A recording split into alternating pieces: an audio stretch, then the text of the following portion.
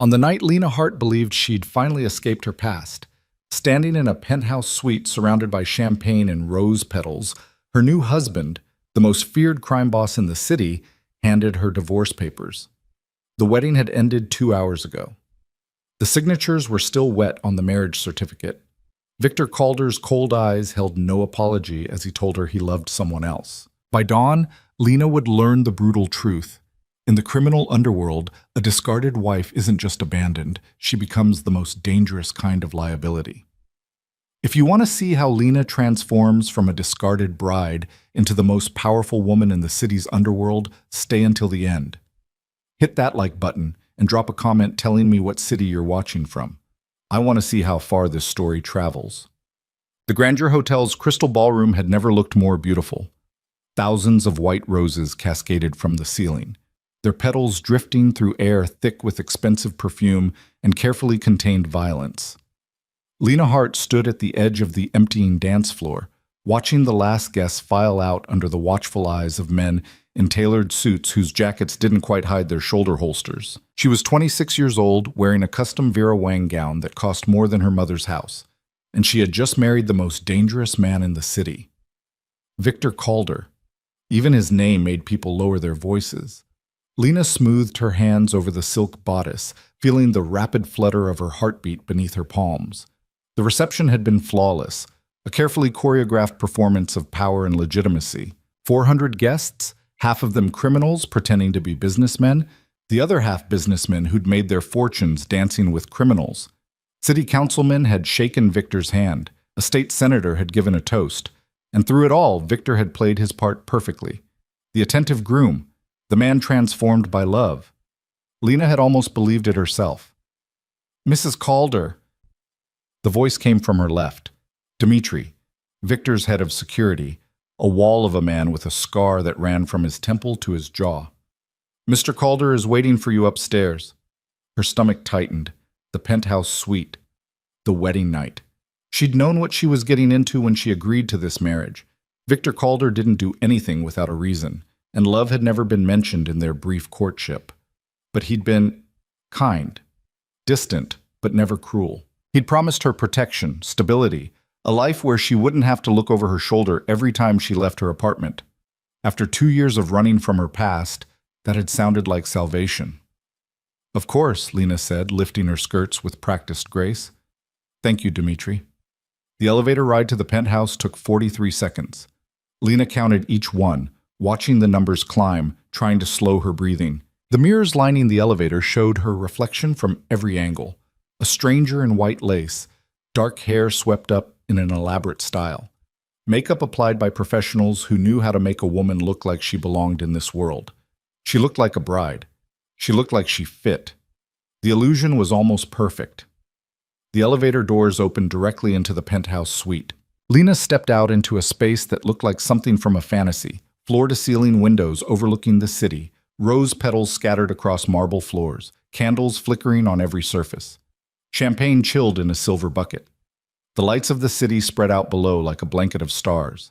And standing at the window, silhouetted against the skyline, was Victor. He'd removed his jacket. His white shirt was crisp, perfectly tailored to his lean frame. He stood with his hands in his pockets, staring out at the city he controlled with the same detached efficiency he brought to everything. "Close the door," he said, without turning around. Lena did. The soft click echoed in the vast space. "It's beautiful," she said, moving further into the room. Her heels clicked against the marble. "The suite. Everything. Thank you." Victor didn't respond. He remained perfectly still, a statue carved from ice and calculation. Lena's chest tightened. She'd learned to read silence during her years of survival, and this silence had edges. "Victor." She stopped a few feet behind him, close enough to see his reflection in the glass. "Is something wrong?" He turned then, and the expression on his face made her blood run cold. There was no warmth there, no tenderness, no hint of the man who'd smiled at her during the ceremony, who danced with her in front of 400 witnesses, who'd promised to honor and protect her. This was the Victor Calder the city feared, the man who'd built an empire on calculated brutality and strategic violence. "Sit down, Lena," he said, gesturing to the white sofa near the window. It wasn't a request. She sat, her dress pooling around her like a cloud. Her hands found each other in her lap, fingers lacing together to hide their trembling. Victor crossed to a desk in the corner, Louis XIV, probably authentic, and picked up a manila folder. He carried it back to where she sat and placed it on the glass coffee table in front of her. "What is this?" Her voice came out steadier than she felt. "Open it." Lena reached for the folder with hands that wanted to shake. She pulled back the cover and saw the first page of a legal document, dense with text and official seals. Petition for dissolution of marriage. The words didn't make sense at first. Her brain refused to process them, to connect them to the reality of sitting in a wedding suite, still wearing her gown, the taste of champagne and wedding cake still on her tongue. "I don't understand," she said slowly, looking up at Victor. He'd moved to the bar, pouring himself 2 fingers of whiskey with the same precision he brought to everything. "It's very simple. I want a divorce." The room tilted slightly. Lena gripped the folder, using it to anchor herself to reality. "We've been married for 3 hours. 3 hours and 27 minutes. Victor took a measured sip of his drink. "The papers are ready. Sign them tonight, and you'll be compensated. Generously. A lump sum payment, monthly allowance for 2 years, and a fully furnished apartment in any neighborhood you choose. Within reason."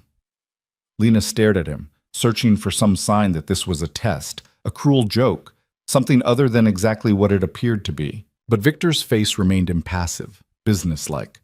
He could have been discussing a merger. "Why?" The question came out as barely a whisper. "Because I'm in love with someone else." The words landed like physical blows. Lena flinched, then hated herself for showing weakness. "You married me today," she said, forcing herself to meet his eyes. "You stood in front of 400 people and made vows. Vows I had every intention of honoring when I made them." Victor set down his glass with a soft click. "The situation changed." "When? When did the situation change?" 2 weeks ago." 2 weeks. Lena's mind raced backward through the past 14 days.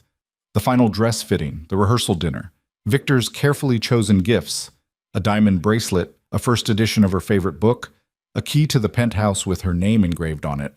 All of it had been theater. "Who is she?" Lena asked, though she wasn't sure she wanted to know. "Irina Volkov." The name hit like a bullet. Lena knew it. Everyone who'd spent time in Victor's world knew it. Irina Volkov, daughter of the Volkov crime family that controlled the ports and half the shipping industry on the East Coast. Beautiful, ruthless, and engaged to Victor 5 years ago, before some catastrophic falling out that had nearly sparked a war between their families. "Irina Volkov wants you dead," Lena said flatly. "Everyone knows that. Irina wants what she's always wanted, power and control. She's willing to set aside old grudges for the right alliance." Victor's expression didn't change. "Our families merging would create the most powerful criminal organization on the eastern seaboard. The old men have been pushing for it for years." "Then why marry me?" "Because 2 months ago, Irina was engaged to Konstantin Fedorov. The alliance wasn't possible." Victor picked up his glass again, studying the amber liquid. "I needed a wife for other reasons. You were suitable, uncomplicated." The word stung more than it should have. Uncomplicated. Like she was an accessory, a placeholder, something to be used and discarded when a better option came along. "What changed?" Lena heard herself ask, though part of her screamed to stop gathering information, to sign the papers and run. "Konstantin died. Car accident, 2 weeks ago." Victor's tone suggested he knew exactly how convenient that accident had been. "Irina reached out the next day. The alliance is back on the table." Lena's hands tightened on the folder until the edges cut into her palms. "So you married me this morning knowing you'd divorce me tonight." "I considered postponing the wedding, but that would have raised questions, created suspicion. Better to proceed as planned and handle the dissolution quietly." "Quietly?" Lena laughed, the sound harsh and brittle. "You think divorcing your wife on your wedding night will be quiet?" "I think it will be handled with discretion, and anyone who speaks about it indiscreetly will regret it." The threat in Victor's voice was mild, almost casual. That made it more terrifying. You'll sign a non-disclosure agreement along with the divorce papers. You won't speak about our marriage, our divorce, or anything you may have learned about my business operations during our association. And if I refuse, Victor's eyes went flat and cold. Don't. The single word carried enough weight to crush bones. Lena understood then, with perfect clarity, that she was having this conversation at Victor's discretion. She could sign the papers and walk away with money and a chance at rebuilding her life. Or she could refuse and, what? Disappear? Have an accident like the conveniently deceased Constantine? She'd thought she understood the world she was marrying into. She thought she was prepared for the reality of being Victor Calder's wife. But sitting here in silk and lace, surrounded by roses and champagne and the trappings of romance, Lena realized she'd understood nothing at all. "There's a pen in the folder," Victor said, returning to the window. "Sign the documents. Dmitri will witness them and arrange your transportation." Lena looked down at the papers, at the neat legal language that would dissolve her marriage before the sun rose. Her signature line waited at the bottom of each page, marked with small red X's. She thought about her mother, dead 3 years now, from the cancer that had eaten through their savings and left Lena with nothing but debt and desperation. She thought about the men who'd come looking for her when she couldn't pay, the jobs she'd lost, the apartment she'd fled in the middle of the night. She thought about Victor's offer 6 months ago, delivered through an intermediary. "Marry me, and you'll never have to run again." It had been a lie. All of it. "Where will I go?" she asked quietly. "I've arranged an apartment in Riverside. It's secure, anonymous. You'll live there for the next 2 years while the monthly payments continue. After that, you're free to relocate wherever you choose." Riverside.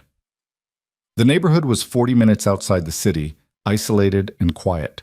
A place to hide unwanted things. "Am I allowed visitors?" Victor's pause was almost imperceptible.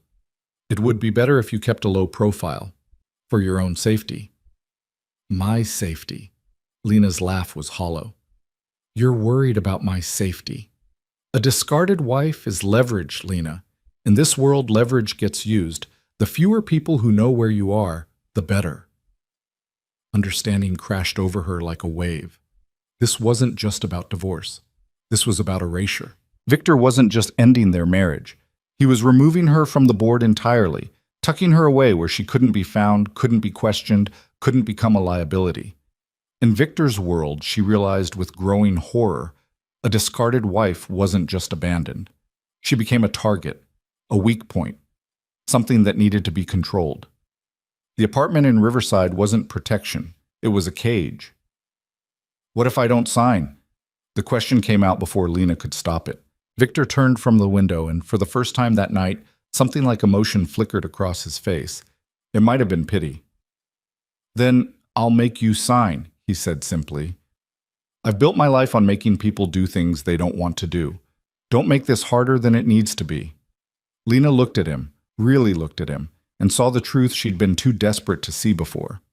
Victor Calder was a man who viewed people as assets or obstacles. She'd been an asset when he needed a wife.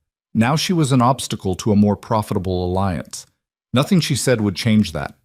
No plea, no logic, no appeal to the kindness he'd shown her during their courtship would matter because that kindness had never been real. It had been part of the performance, another tool in his arsenal. She reached for the pen. "Smart choice," Victor said, turning back to the city. Lena uncapped the pen, her hand steady now. Rage had a way of burning through fear, leaving something harder behind. She signed the first page, then the second, then the third. Each signature was neat, controlled, giving away nothing of the storm building in her chest. When she finished, she capped the pen and stood, leaving the folder on the table. Victor's back was still to her, his attention on the sprawling city below.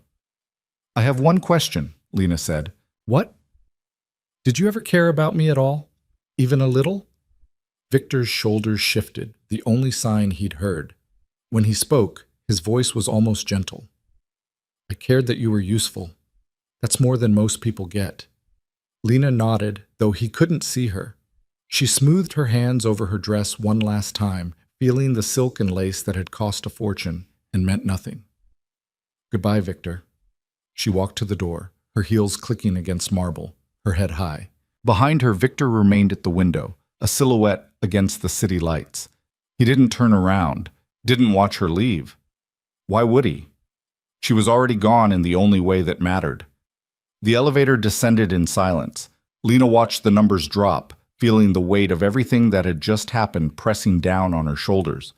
By the time the doors opened to the lobby, Dmitri was waiting with two other guards and a car idling at the curb. "Mrs. Calder." He still used the title, though it was already meaningless. "Your apartment is ready. We'll take you there now."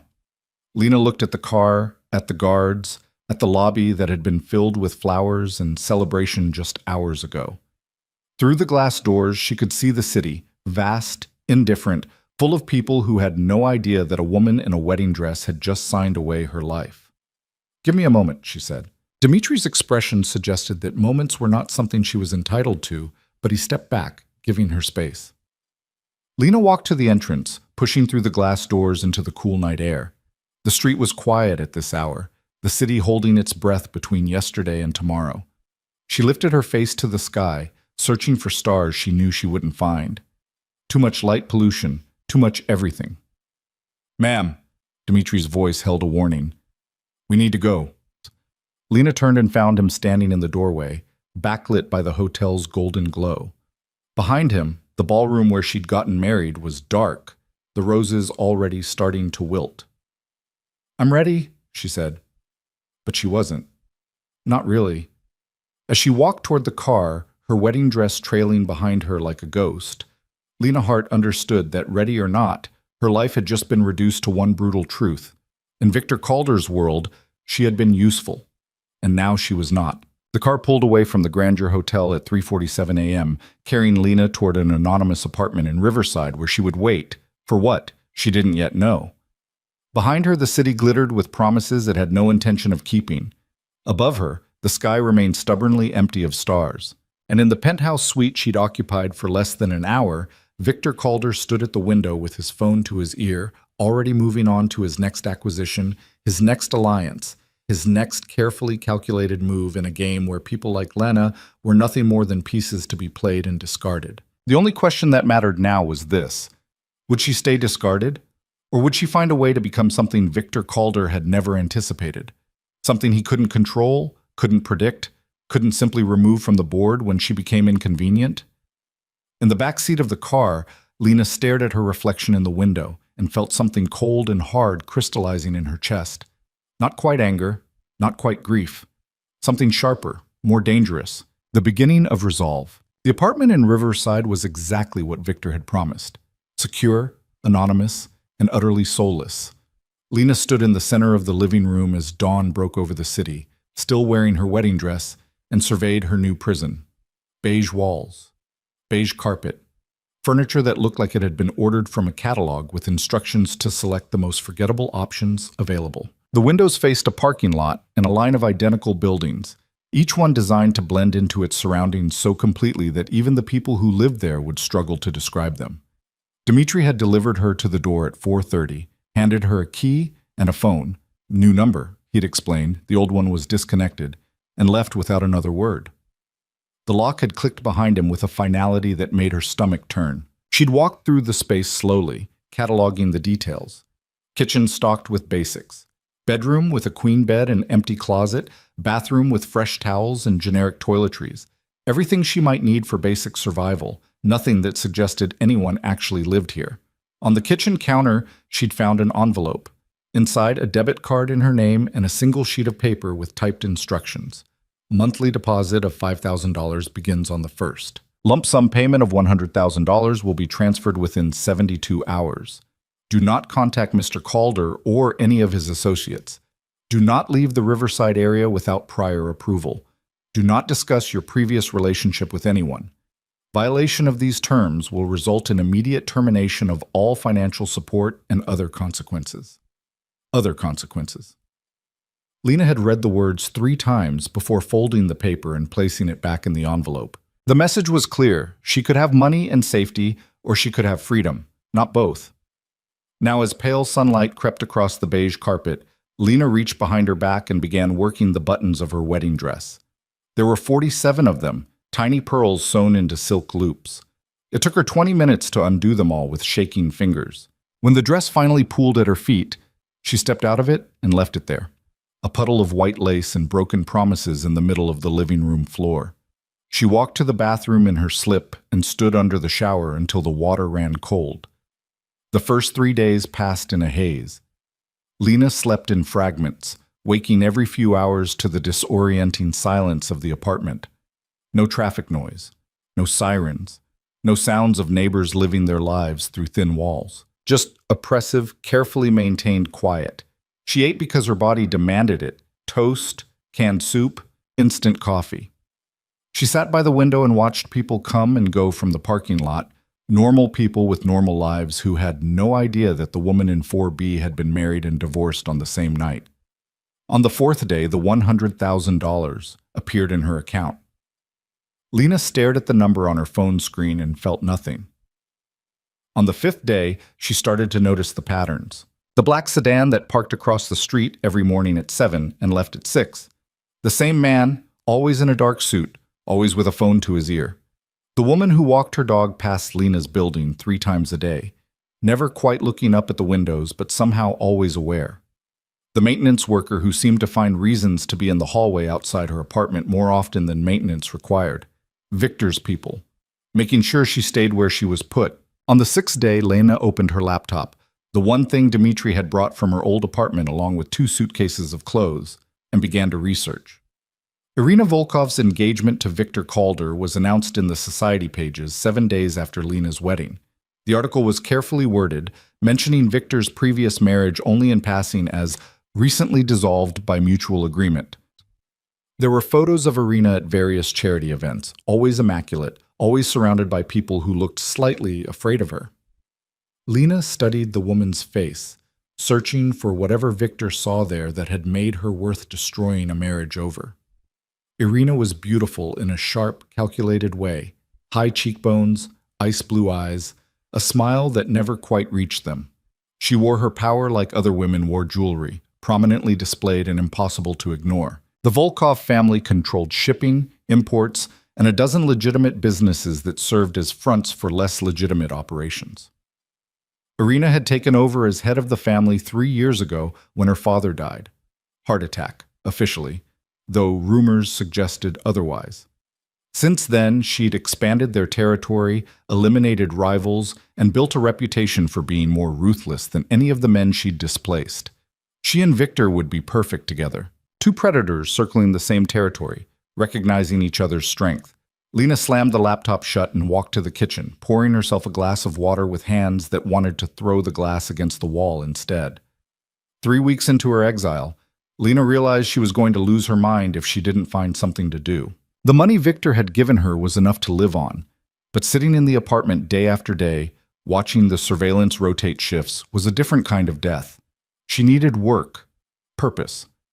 Something that made her more than a discarded wife hiding in beige anonymity. The problem was that Victor's instructions had been clear. Stay in Riverside, keep a low profile, don't ask questions. Getting a job would require leaving the apartment, interacting with people, creating a paper trail. But the instructions had also said she couldn't leave the Riverside area. They hadn't said she couldn't move around within it.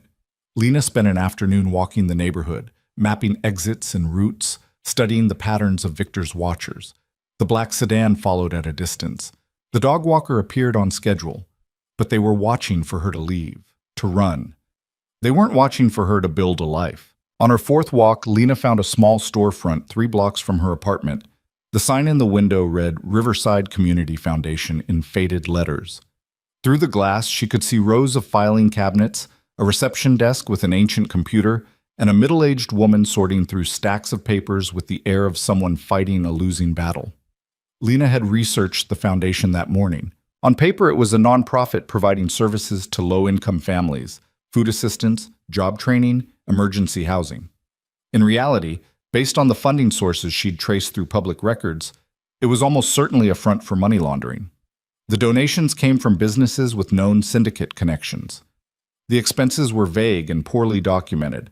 The whole operation had the fingerprints of organized crime all over it, which made it exactly the kind of place where someone like Lena might go unnoticed. She pushed through the door, triggering a bell that sounded like it had been installed in 1987. The woman at the desk looked up, pushing reading glasses up into graying hair. Can I help you? I'm looking for work, Lena said, keeping her voice level. I saw your sign. What sign? The one that says you're a community foundation. I assume community foundations need volunteers.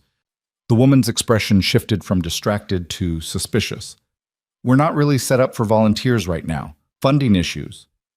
I don't need money. Lena stepped closer to the desk, careful to keep her body language open and non-threatening. I need something to do. I'm good with organization, filing, data entry, whatever you need. Why? It was the right question. People didn't volunteer at failing nonprofits in forgotten neighborhoods without a reason. I'm new to the area, Lena said, sticking as close to the truth as possible. I don't know anyone. I figured helping out might be a good way to meet people. Stay busy. The woman studied her for a long moment, taking in Lena's carefully neutral clothes, jeans, plain sweater, nothing expensive, and the practiced ease with which she held herself. Whatever she saw seemed to satisfy her, because she sighed and gestured to the chaos surrounding them. I'm Margaret. I run this place, such as it is. We're drowning in paperwork, and nobody knows where anything is. If you can organize files and use a computer, you'd actually be helping. When can I start? You're very eager for someone offering to work for free. Lena met Margaret's eyes steadily. I'm very bored. Margaret laughed, sharp and surprised. Fair enough. Come back tomorrow at 9. We'll see how long you last. Lena returned the next morning and found Margaret buried under an avalanche of grant applications, donation receipts, and expense reports that looked like they'd been generated by someone with a fundamental misunderstanding of mathematics.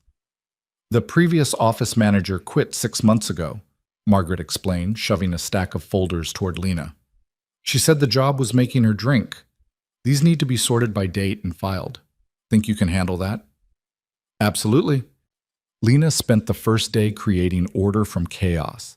The filing system was nonsensical, the records were incomplete, and someone had apparently decided that shoving papers into random drawers constituted organization. By 5 o'clock, she'd established a basic structure and identified at least a dozen major discrepancies in the foundation's financial records. She didn't mention the discrepancies to Margaret. Not yet.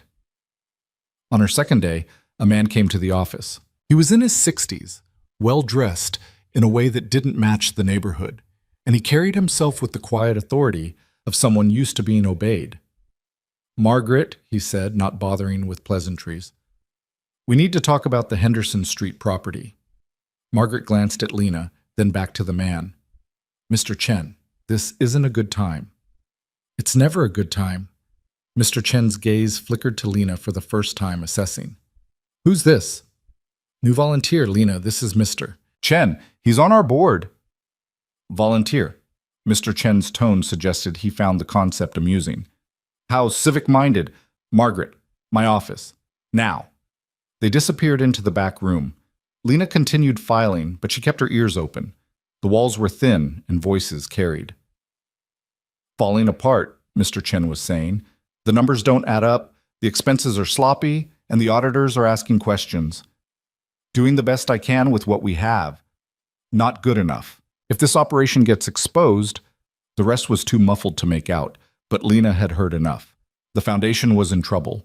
The money laundering operation was drawing attention. Someone higher up the chain was nervous, which meant opportunity. Over the next 2 weeks, Lena made herself indispensable. She reorganized the entire filing system, set up a new database for tracking donations and expenses, and quietly began cleaning up the financial records. She didn't fix the discrepancies. That would have raised questions, but she made them less obvious, buried them in legitimate expenses, smoothed out the rough edges that might catch an auditor's eye. Margaret noticed. You're good at this, she said one afternoon, watching Lena work through a particularly complicated set of books. Really good. Where'd you learn accounting? Community college, Lena lied smoothly. I was working toward a degree before life got complicated. Life has a way of doing that. Margaret hesitated, then added, Mr. Chen was impressed with the new filing system. He asked about you. Lena kept her expression neutral. What did you tell him? That you're a volunteer who needed something to do. He said he might have a paid position for someone with your skills. Would you be interested? Every instinct Lena had screamed caution. Getting deeper into a syndicate operation was dangerous, possibly suicidal. Victor's people were still watching her apartment. If they reported back that she was working for another organization with criminal connections, but sitting in her beige prison waiting for 2 years to pass wasn't survival. It was slow death. "I'd be interested," Lena said. 3 days later, Mr. Chen summoned her to his office. It wasn't at the foundation. The address he provided was in the business district, a sleek high-rise that housed legitimate consulting firms and law offices. Chen Enterprises occupied the 15th floor, all glass and chrome and carefully curated art. Mr. Chen's personal office looked out over the city. He sat behind a desk that probably cost more than Lena's yearly allowance and gestured for her to take a seat across from him. "Margaret speaks highly of you," he said without preamble. "Says you turned their disaster of a filing system into something functional in less than 2 weeks. It wasn't that difficult, just time-consuming." Don't be modest. I've seen the before and after. What you did requires skill and attention to detail. He leaned back in his chair, studying her. "Margaret also says you don't ask questions. That's a valuable trait." Lena said nothing. Silence, she'd learned, was often the smartest response. "I have several businesses," Mr. Chen continued, "some more visible than others. They all require careful management, discreet record-keeping, and people who understand that certain details are best kept private. I'm looking for someone to help restructure my operations, improve efficiency, and make sure everything appears appropriate. You want me to make your businesses look legitimate." Mr. Chen smiled. It didn't reach his eyes. "I want you to ensure my businesses operate smoothly and in compliance with all relevant regulations. What you choose to infer beyond that is your own business." Lena considered the offer. Mr. Chen was clearly connected to the same criminal networks that Victor controlled, but he operated in different territory, different specialties. Taking a job with him wasn't technically violating Victor's orders. She wasn't contacting Victor or his direct associates, and she wasn't leaving Riverside. But it was walking a very thin line. "What's the pay?" she asked. $75,000 a year to start. More if you prove yourself valuable. More than Victor was giving her. Enough to matter. "When do I start?" "Tomorrow, 9 a.m. Margaret will give you the details." Mr. Chen stood, signaling the end of the meeting. "One more thing, Lena. The people I work with value loyalty and discretion above everything else. Betrayal has consequences. Understand?" "I understand." "Good. I think we'll work well together." Lena started her new position the next morning. The work was exactly what she'd expected, taking messy financial records from various businesses and making them look clean, legitimate, defensible under scrutiny. Import companies that dealt in more than the declared goods, restaurants that reported half their actual revenue, construction firms that employed workers who didn't exist on paper and paid them with cash that came from nowhere official. It was all illegal, all dangerous. And Lena was brilliant at it. She'd spent years watching her mother navigate the edges of poverty, stretching every dollar, finding loopholes in assistance programs, making their meager resources go further through sheer force of will and creative accounting. She'd learned to see patterns, to understand systems, to find the spaces between rules where survival lived. Now she applied those skills to Mr. Chen's empire and watched his operations become smoother, cleaner, harder to catch. Mr. Chen noticed. Within a month, he'd given her access to more sensitive operations. Within 2, he was asking her opinion on expansion strategies. "You have a gift for this," he told her one afternoon, reviewing her proposal for restructuring his waterfront holdings. "Most people in this business think in terms of force and intimidation. You think in terms of structure and sustainability. It's refreshing." "Force and intimidation have their place," Lena said carefully, "but they're expensive, inefficient, drawing attention." "Exactly." Mr. Chen set down the proposal and looked at her directly. "Where did you come from, Lena?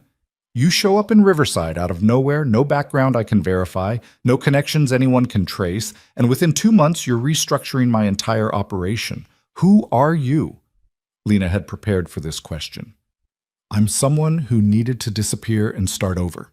The details don't matter. What matters is that I'm good at what I do, and I don't have any loyalties that would conflict with working for you." It wasn't quite a lie. She didn't have loyalties anymore. Victor had made sure of that. Mr. Chen studied her for a long moment, then nodded. Fair enough. Everyone has a past. As long as yours doesn't become my problem, we're fine. It won't. But even as Lena said it, she knew it was a promise she might not be able to keep. 3 months after her wedding night, Lena sat in her apartment. Still beige, still soulless, but somehow less oppressive now that it wasn't her entire world, and reviewed the day's work on her laptop. She'd restructured 3 more of Mr. Chen's operations, identified inefficiencies that were costing him hundreds of thousands annually, and proposed solutions that would increase profit margins while reducing legal exposure. Her phone buzzed. A text from an unknown number. You've been busy. Lena's blood went cold. She stared at the message, trying to decide if responding was smart or suicidal. Before she could decide, another message appeared. Don't worry, I'm not one of Victor's people, but I am interested in what you're doing. We should talk. Tomorrow, 2 p.m., Riverside Park. Come alone. Lena's first instinct was to delete the messages and pretend they'd never arrived. Her second was to tell Mr. Chen he had a security leak. Her third, the one that won, was to show up at the meeting and find out who was watching her closely enough to know what she'd been doing. She arrived at Riverside Park 15 minutes early, scoping out exits and sightlines. The park was small, unremarkable, mostly empty on a Tuesday afternoon. A few mothers with strollers, an elderly man feeding pigeons, no one who looked like syndicate muscle. At exactly 2 p.m., a man sat down on the bench beside her. He was younger than she'd expected, mid-30s maybe, with dark hair and the kind of calm, controlled presence that suggested he was very good at violence, but rarely needed to use it. He wore an expensive suit like it was casual clothing and carried no visible weapons, which probably meant they were very well concealed. Lena Hart, he said, not looking at her. Or should I say, Lena Calder. Though I suppose that name didn't last long. Lena's jaw tightened. Who are you? Gideon Cross? I work for people who are very interested in Mr. Chen's recent improvements in operational efficiency. He finally turned to look at her, dark eyes assessing. They're also interested in how a woman who married Victor Calder 3 months ago ended up restructuring a rival organization's infrastructure. I'm divorced from Victor. Whatever he does isn't my concern. Is that what you tell yourself? Gideon's tone was mild, almost sympathetic. Here's what I know. Victor Calder married you for reasons that had nothing to do with affection, divorced you the same night for reasons that had everything to do with power, and tucked you away in Riverside where you were supposed to fade into obscurity. Instead, you walked into a syndicate front organization and started making yourself valuable. That takes either courage or desperation. I'm curious which. Both, Lena said flatly. What do you want? To offer you something better than what Mr. Chen can give you. I'm not interested in switching employers. I'm not offering you a job. I'm offering you a choice. Gideon leaned back on the bench, utterly relaxed despite discussing criminal enterprises in a public park. The people I represent control interests that make Mr. Chen look like a corner store operation. They're always looking for talent, especially talent with strategic thinking and no obvious loyalties. You've proven you have both. And if I'm not interested in being recruited, then you continue working for Mr. Chen, making him more efficient, until eventually Victor or the Volkovs notice that you're helping a rival organization and decide you're a liability worth removing. Your anonymity has maybe another 2 months before someone runs your picture through the right database. Lena's stomach dropped. You're bluffing. I'm being honest. Victor thinks he put you in a cage and forgot about you, but you're showing up in financial records, reorganizing operations, leaving footprints. Someone will notice. The question is whether you want to be prepared when they do. What makes you think your people can protect me better than Mr. Chen? Because my people don't just react to threats. We eliminate them before they materialize. Gideon pulled a card from his jacket and placed it on the bench between them. Think about it. When you're ready to discuss options, call that number. He stood and walked away, leaving Lena alone on the bench with a business card that had nothing on it but a phone number. She sat there for 20 minutes after he left, watching the mothers with their strollers and the old man with his pigeons, thinking about choices and cages and the difference between surviving and actually living. Then she picked up the card and put it in her pocket. That night, Lena stood at her apartment window and watched Victor's surveillance team change shifts. The black sedan pulled away right on schedule. The replacement arrived 3 minutes later. Predictable. Routine. Victor thought he'd contained her, controlled the variables, ensured she wouldn't become a problem. He had no idea that the problem had already begun. Lena pulled out her phone and looked at Gideon's card, at the number that represented another dangerous choice in a life that had become nothing but dangerous choices. She thought about her mother, who'd spent her last years trapped by circumstances she couldn't control, worn down by systems designed to keep people like her from ever climbing out. She thought about the promise she'd made at her mother's funeral, that she wouldn't end the same way, small and scared and defeated. She thought about Victor standing at that penthouse window, dismissing her with casual cruelty, reducing her entire existence to a transaction he'd found no longer profitable. And she thought about the woman she'd seen in the mirror that wedding night, lost and terrified and utterly powerless. That woman was gone. Lena dialed the number. Gideon answered on the second ring. That was faster than I expected. When can we talk? Lena asked. Tomorrow, same place. But this time, we'll discuss what you're really worth. The call ended. Lena set down the phone and turned back to the window. Watching the city spread out before her like a game board, she was just beginning to understand how to play. Victor had taught her an important lesson, even if he didn't know it. In this world, people were only as valuable as their usefulness.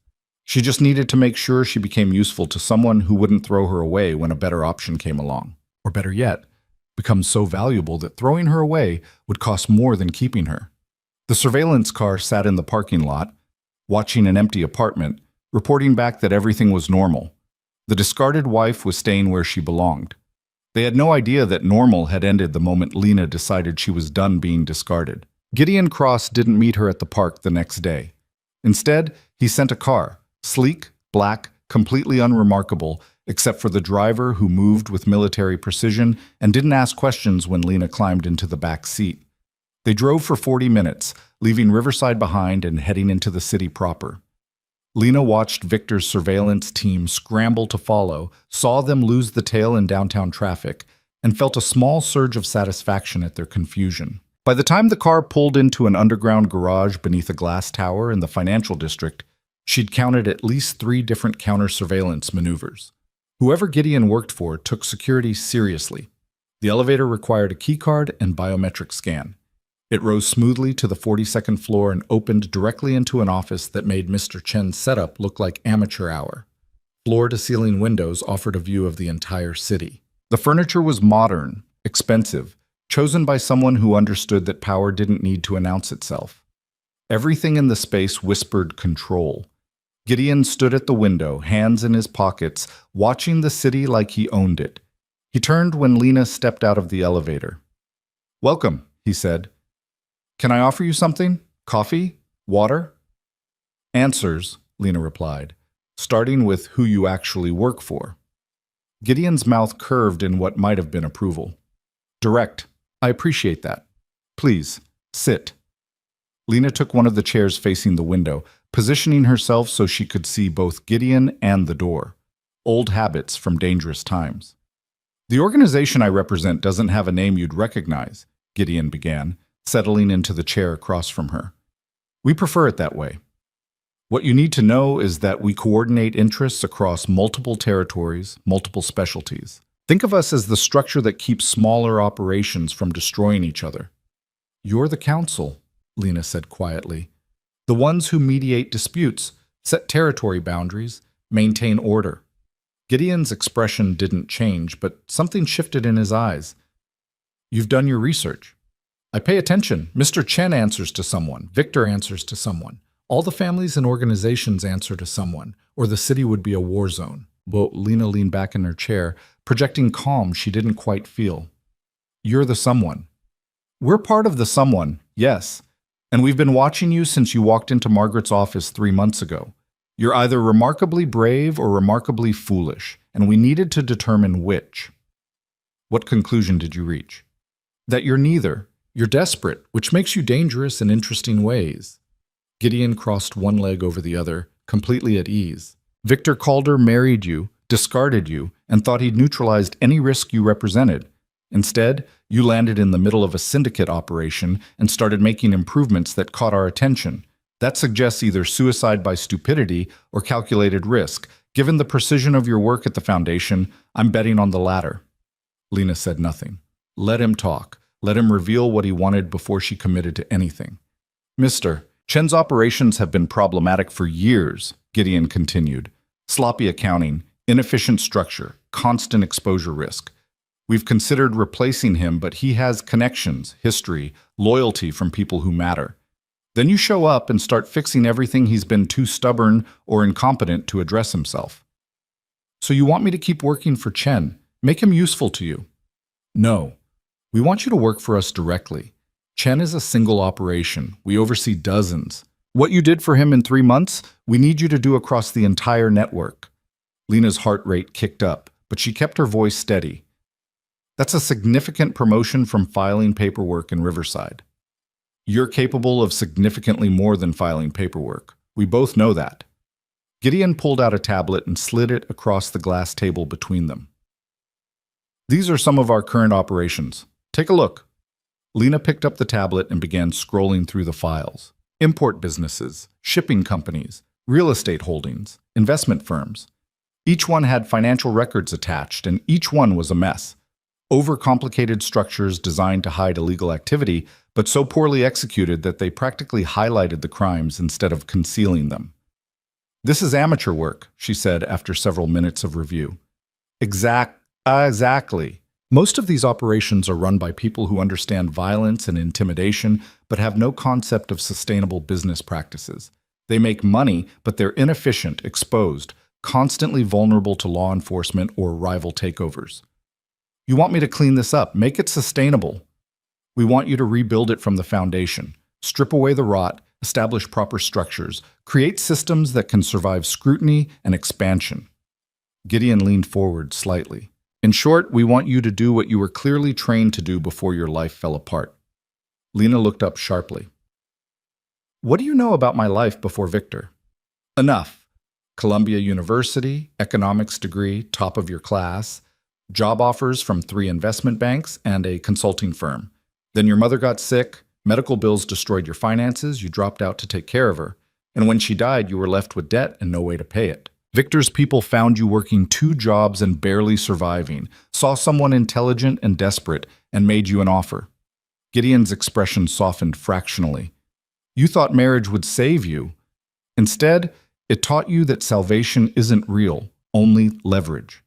The casual recitation of her history, facts she'd never told anyone, details that should have been buried, made Lena's skin crawl. You've been investigating me. We investigate everyone we consider recruiting. Your background is actually one of your strongest assets. You understand legitimate business structures, you have formal training, and you've survived circumstances that would have broken most people. That combination is valuable. And what makes you think I won't take your offer and immediately sell your information to the highest bidder? Gideon smiled. Because you're smarter than that. Betraying us would make you rich for approximately 48 hours before you disappeared. And because I think you understand something important. Right now, you're surviving. Working for us, you could actually build something. Power, security, a life that isn't defined by what Victor Calder decided to throw away. The words landed harder than Lena wanted to admit. 3 months of exile, of carefully rebuilding herself in the shadows, and she was still just surviving. Still just making it through each day without attracting the wrong attention. What exactly are you offering? She asked. Position as strategic operations consultant. You'd work directly with me, reporting to the council. Your job would be to assess operations, identify inefficiencies and vulnerabilities, propose restructuring plans, and oversee implementation. Starting salary is $200,000 annually, plus performance bonuses. We'd relocate you to a secure location of your choosing within the city, provide security, and ensure Victor and his associates understand that interfering with you would have consequences. $200,000, more money than Lena had ever imagined earning, more than her mother had made in 5 years of working herself to death. There's a catch, she said. There's always a catch. The catch is that once you're in, you're in. We don't offer retirement packages or exit strategies. You become part of the structure, and the structure protects itself. You'd have access to information that could destroy powerful people, which means those people need to trust that you won't use it against them. You're asking me to commit to a life of crime with no way out. I'm offering you a life of strategy and structure with the backing of people who can actually protect you. What you choose to call it is your business. Gideon stood and walked to the window, hands clasped behind his back. I know you're afraid. You should be. This isn't a small decision. But ask yourself what your alternative is. Stay with Chen until someone notices you? Go back to hiding in Riverside? Try to disappear again and hope Victor doesn't decide you're too much of a risk to leave alive? Lena stared at the tablet, at the disaster of financial records that represented millions of dollars moving through illegal channels. She thought about the skills she'd buried when her mother got sick, the future she'd abandoned because survival took precedence over ambition. She thought about standing in that penthouse suite while Victor explained that she'd never been anything more than useful. I want to see the contract, she said. Full terms, not just the salary offer. Done. I'll have it sent to you by end of business today. And I want to meet with the council before I sign anything. If I'm committing my life to an organization, I need to know who's actually in charge. Gideon turned back from the window, and for the first time, Lena saw genuine surprise on his face. That's not a standard request. Then consider it my first test of whether you actually value what I bring to the table. You said I have strategic thinking and formal training. Part of that training was never signing contracts with people I haven't vetted. For a long moment, Gideon said nothing. Then he laughed, sharp and surprised. You have titanium nerves, I like that. Fine, I'll arrange a council meeting. But understand that these are people who don't typically take meetings with potential consultants. If you waste their time or ask the wrong questions, the offer disappears. Understood. Good. We'll be in touch. Gideon walked to the elevator and pressed the call button. The car will take you back to Riverside. In the meantime, I suggest you start thinking about how you'd restructure the operations you reviewed. The council will want to see your approach. Lena stood, carrying the tablet. How long do I have? 72 hours. After that, we move on to other candidates. The elevator arrived. Lena stepped inside, and as the doors began to close, Gideon called out one last thing. Lena? Victor made a mistake when he threw you away. Don't prove him right by being too afraid to become what you're capable of. The doors shut on his words, and Lena descended 42 floors with her heart pounding and her mind already racing through possibilities. She spent the next 3 days living in the tablet Gideon had given her. The files contained detailed financial records for 11 different operations spanning shipping, real estate, entertainment venues, and import businesses. Each one was a structural nightmare. Money moving through too many hands, records that didn't match deposits, expenses that couldn't be explained, and vulnerabilities so obvious that Lena couldn't believe law enforcement hadn't already shut them down. She worked 16-hour days, building comprehensive restructuring plans for each operation. She identified redundancies, proposed consolidations, created legitimate business frameworks that could absorb illegal profits without raising red flags. She built organizational charts showing proper reporting structures, designed accounting systems that would pass external audits, and calculated projected efficiency gains and risk reductions.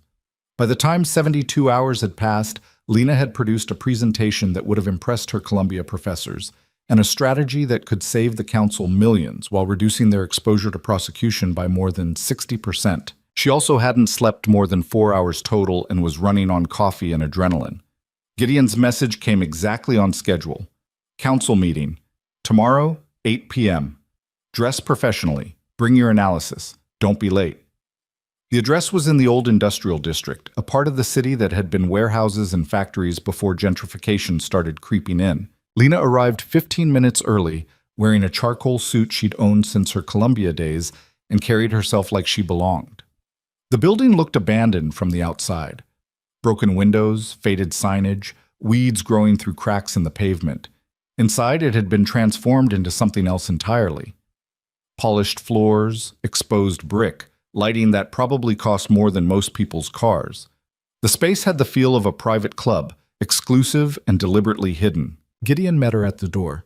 You came prepared. Lena held up the leather portfolio containing her presentation. You said not to waste their time.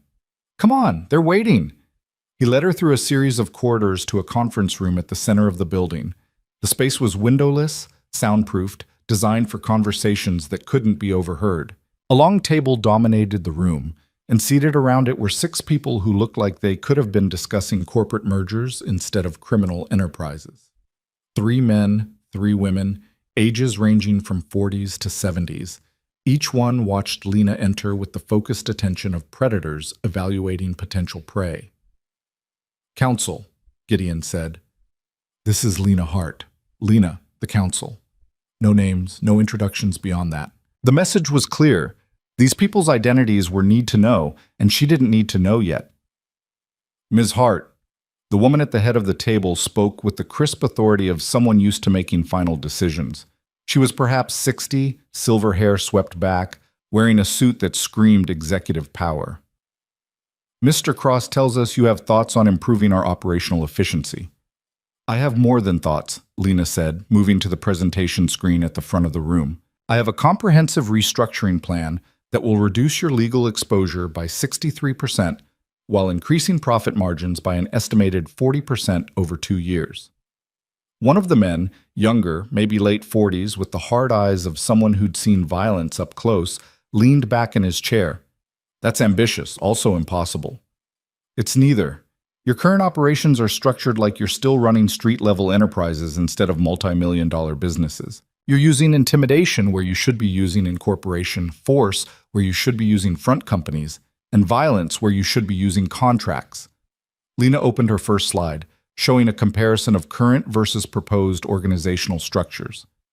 "You're leaving money on the table and creating unnecessary risk because the people running these operations don't understand sustainable business practices." The room went very quiet. Criticizing the council's operations this directly was either brilliant or suicidal. The silver-haired woman's lips curved slightly.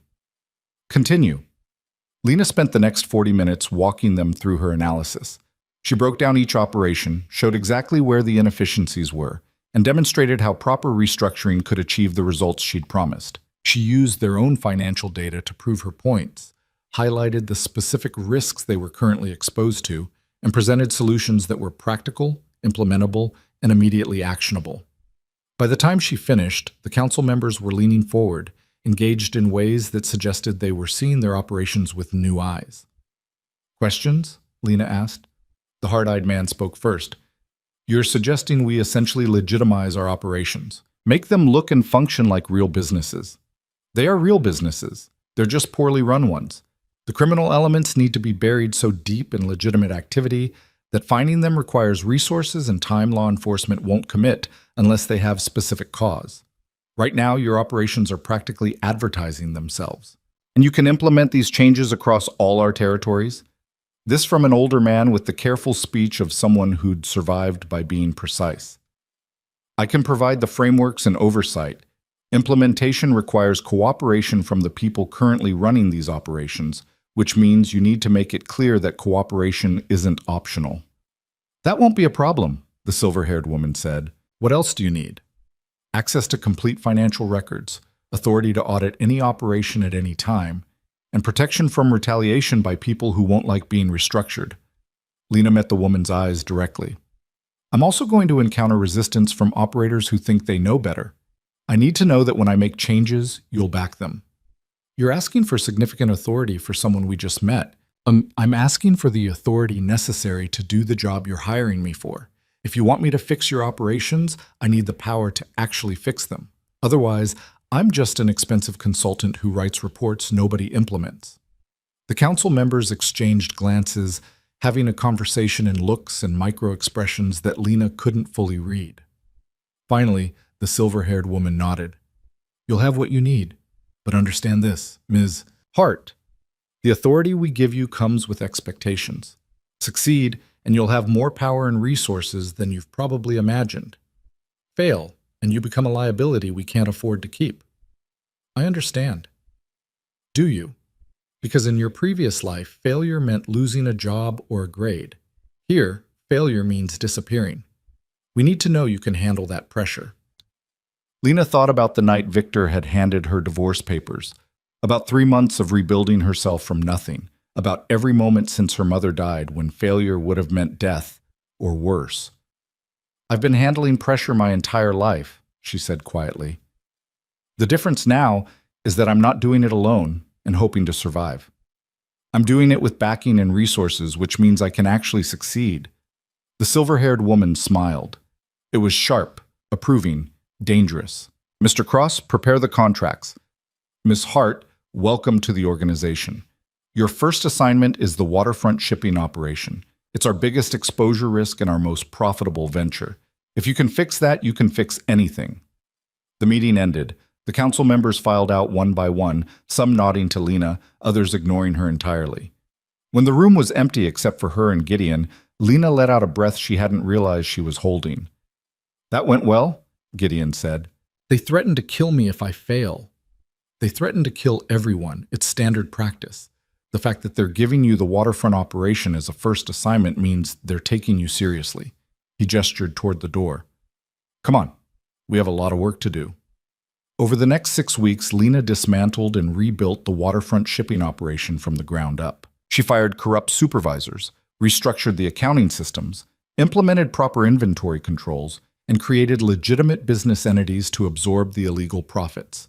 She worked 18-hour days, fielded death threats from people who resented her authority, and learned to recognize the difference between legitimate resistance and deliberate sabotage. Gideon was with her through all of it, providing backup, running interference with the council, and occasionally reminding people that Lena had authority they needed to respect. He was calm, precise, and utterly ruthless when necessary. Watching him work taught Lena more about power dynamics than her entire Columbia education. "You're a natural at this," he told her one night as they reviewed progress reports in the office that had become her second home. "Most people in your position would have tried to win people over, make friends, build alliances. You just came in and started breaking things that needed to be broken." "Friendship and popularity don't fix systemic problems," Lena said, highlighting another inefficiency in the current shipping schedule. "Clear authority and consistent consequences do." "That's a very cold perspective." "I learned from the best. Victor taught me that people respect power, not kindness." She looked up from her screen. "I'm just applying the lesson."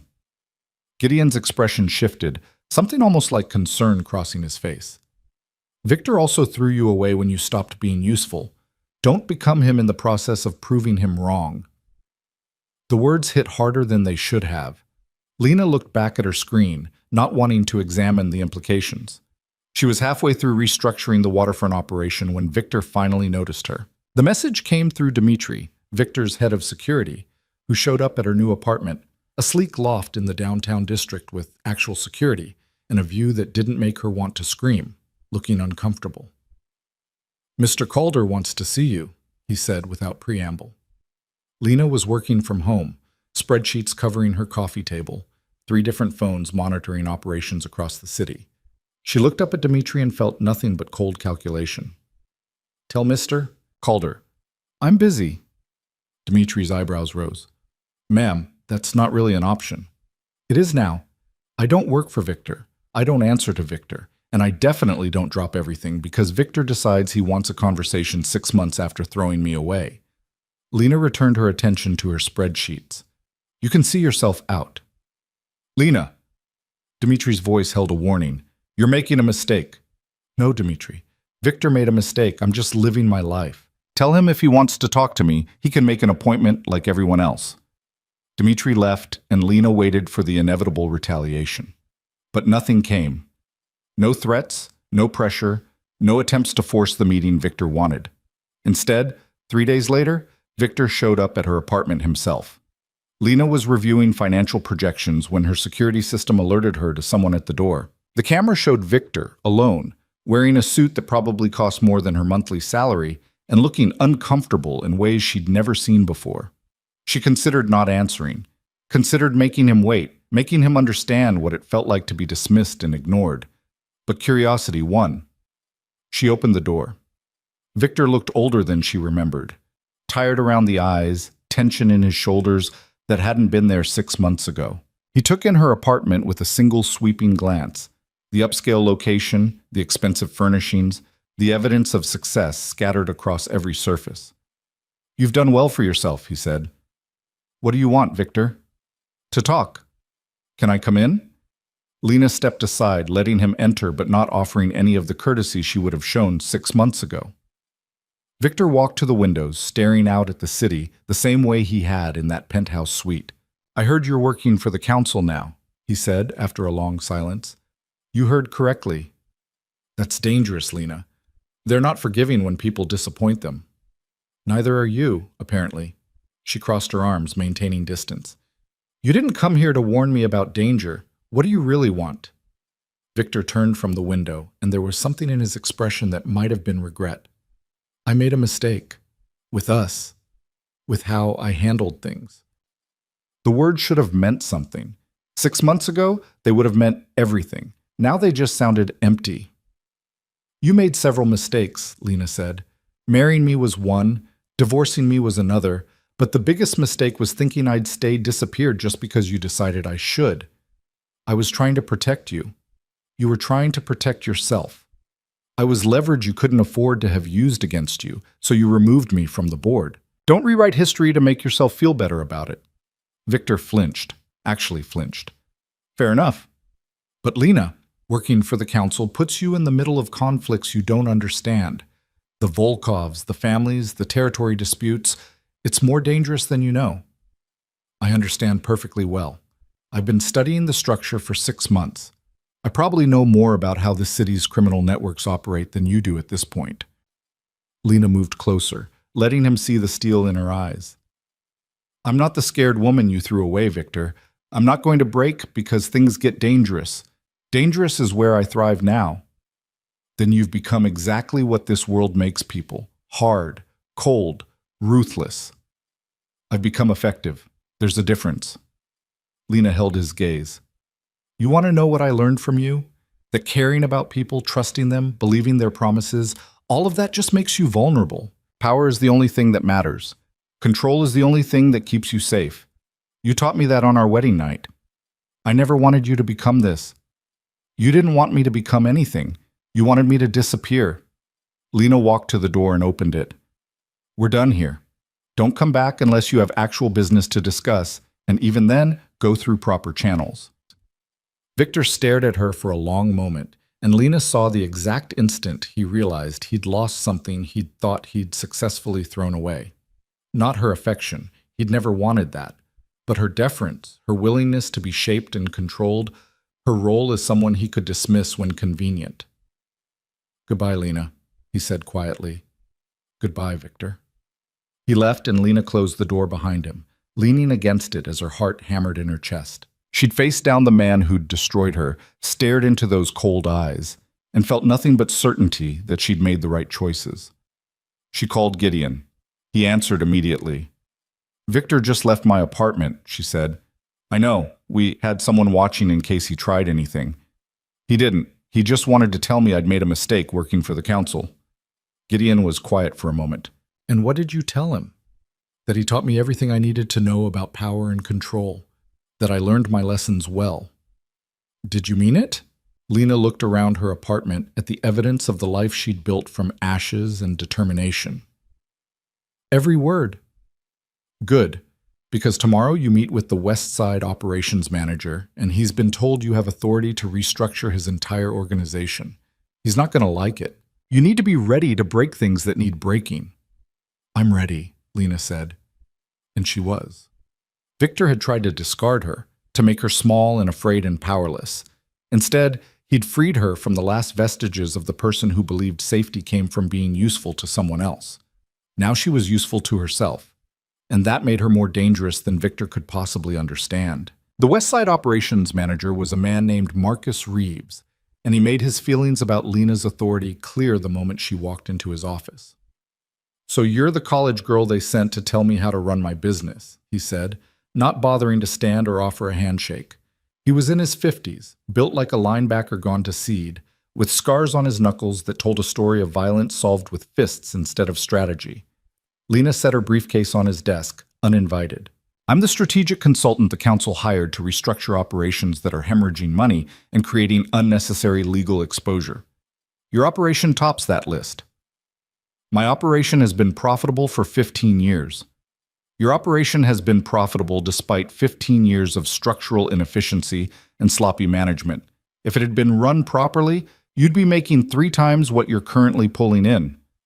Lena opened her briefcase and pulled out a thick folder. These are your financial records for the past 3 years.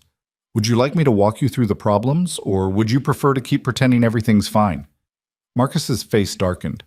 You've got some nerve walking in here and doing exactly what the council authorized me to do. You can cooperate and keep your position, or you can fight me and explain to the council why you're more valuable than the millions of dollars you're currently wasting. Lena met his glare without flinching. Your choice, Marcus, but make it quickly. I have 4 other operations to review this week. The standoff lasted 10 seconds. Then Marcus grabbed the folder with enough force to tear the cover and started reading. Over the next 4 hours, Lena dismantled Marcus's operation piece by piece, showing him exactly where his inefficiencies were and what they were costing. She demonstrated how his distribution network was duplicating efforts, how his accounting practices were creating audit trails that law enforcement could follow, how his personnel decisions were costing them skilled workers while retaining expensive incompetence. Marcus fought her on every point. He had excuses for every problem, justifications for every inefficiency, reasons why things had to be done his way. But Lena had numbers, data, and evidence that cut through his bluster like a blade. By the end of the meeting, Marcus's resistance had shifted from outright hostility to grudging respect. Fine, he said, throwing down the last report. You've made your point. The operation needs work, but I've been running this territory for 15 years. I know the people, the streets, the players. You come in here with your spreadsheets and your Columbia degree. You think you understand how things work, but you don't know this world like I do. You're right, Lena said, surprising him. I don't know this world the way you do, but I know structure, sustainability, and risk management. You keep the relationships and the street knowledge. I provide the framework that makes those assets worth more. We work together, or we both fail. Which is it going to be? Marcus studied her for a long moment, then extended his hand. Together. But if your fancy restructuring destroys what I've built, we're going to have problems. If my restructuring destroys what you've built, it wasn't worth saving in the first place. Lena shook his hand firmly. I'll have the preliminary plan to you by end of week. We start implementation in 2 weeks. She left Marcus's office feeling the exhaustion of 4 hours of combat disguised as business consultation. But she'd won.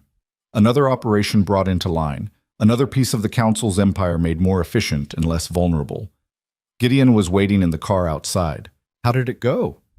He wanted to throw me out a window for the first hour.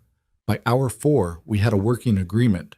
Lena collapsed into the seat, rubbing her temples. Is it always going to be this hard? Until people learn that fighting you is more expensive than cooperating with you, yes.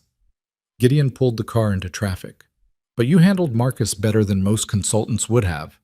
You didn't try to make him like you. You just made him understand the math. The math doesn't care about feelings.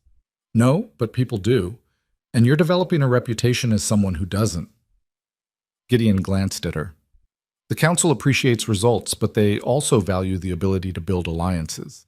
You might want to consider being slightly less abrasive. Victor was abrasive. It worked for him. Victor was abrasive and feared. You're not feared yet. You're just the woman the council hired to fix things. That's different. Gideon turned onto the highway. I'm not saying compromise your standards. I'm saying learn to make people think cooperation was their idea. Lena considered his words as the city blurred past the window. Gideon was right. She'd been approaching every interaction like a battle to be won rather than a relationship to be managed. It was effective in the short term, but it was also isolating her, making her the enemy instead of the solution. I'll work on it, she said finally. Good, because tomorrow you're meeting with representatives from the Northside families, and if you walk in there with the same energy you brought to Marcus's office, you'll start a war. The Northside families controlled territory that bordered Victor's operations, and their relationship with the council was complicated by decades of shifting alliances and old grudges. The meeting was supposed to be exploratory, discussing potential restructuring of their entertainment venues and protection services. But Lena had studied the financial records, and she knew the real issue. Someone was skimming profits, and the families were blaming each other instead of finding the actual thief. The meeting took place in a restaurant that closed for private events, which meant closed for council business. Lena arrived with Gideon and found herself facing 6 family representatives, all men, all radiating the kind of barely contained violence that came from generations of settling disputes with bloodshed. "Gentlemen," Lena began, taking her seat at the head of the table, "thank you for meeting with me. I've reviewed your operations, and I have some concerns I'd like to address." "We know why you're here," said the eldest of the group, a silver-haired man named Vincent Cardelli. "The council thinks we're stealing from them. They sent you to prove it. The council thinks someone is creating discrepancies in the financial reports. Whether that's theft or incompetence is what I'm here to determine." Lena spread several folders across the table. "These are your revenue reports for the past 18 months. Notice anything unusual?" The men examined the documents, and Lena watched their faces shift from defensive to confused. "These numbers are wrong," said another representative, younger, with the wary eyes of someone who'd survived by being paranoid. "My venues pulled in twice this in the 3rd quarter alone." "Exactly. So either you're underreporting to the council, which would be theft, or someone is intercepting revenue before it reaches the official books, which is also theft but perpetrated against you." Lena pulled out another set of documents. "These are the actual deposit records from the banks your operations use. They match your claims, not the council's reports, which means someone between you and the council is skimming profits and making it look like you're responsible." The temperature in the room dropped about 20 degrees. The family representatives exchanged glances that spoke of old suspicions and new fury. "Who?" Vincent's voice was quiet, deadly. "I'm still tracking the money trail, but I have 3 suspects, all middle management, all with access to financial systems, all living beyond their reported means." Lena distributed photos and profiles. "Give me 2 weeks and I'll have proof. Then you can decide how to handle it." "We'll handle it our way," Vincent said, studying the photos with the focus of a man planning violence. "I assumed you would, but I need the evidence first, and I need you to let me continue the investigation without interference. If you start breaking fingers before I finish tracing the money, we'll never know if there are others involved." Vincent looked at her with something approaching respect. "You're asking us to wait while someone steals from us. I'm asking you to be strategic instead of reactive. You want the people responsible? Give me time to find them all. Then you can do whatever you want with the information." Lena closed her folders. "In the meantime, I'm implementing new financial controls across all your operations. They'll make it much harder for anyone to pull this off again." The men talked among themselves in rapid Italian, a conversation Lena couldn't follow but could read in the aggressive gestures and hard voices. Finally, Vincent turned back to her. 2 weeks. You get 2 weeks. After that, we handle things our way." "Understood. You'll have your answers before the deadline?"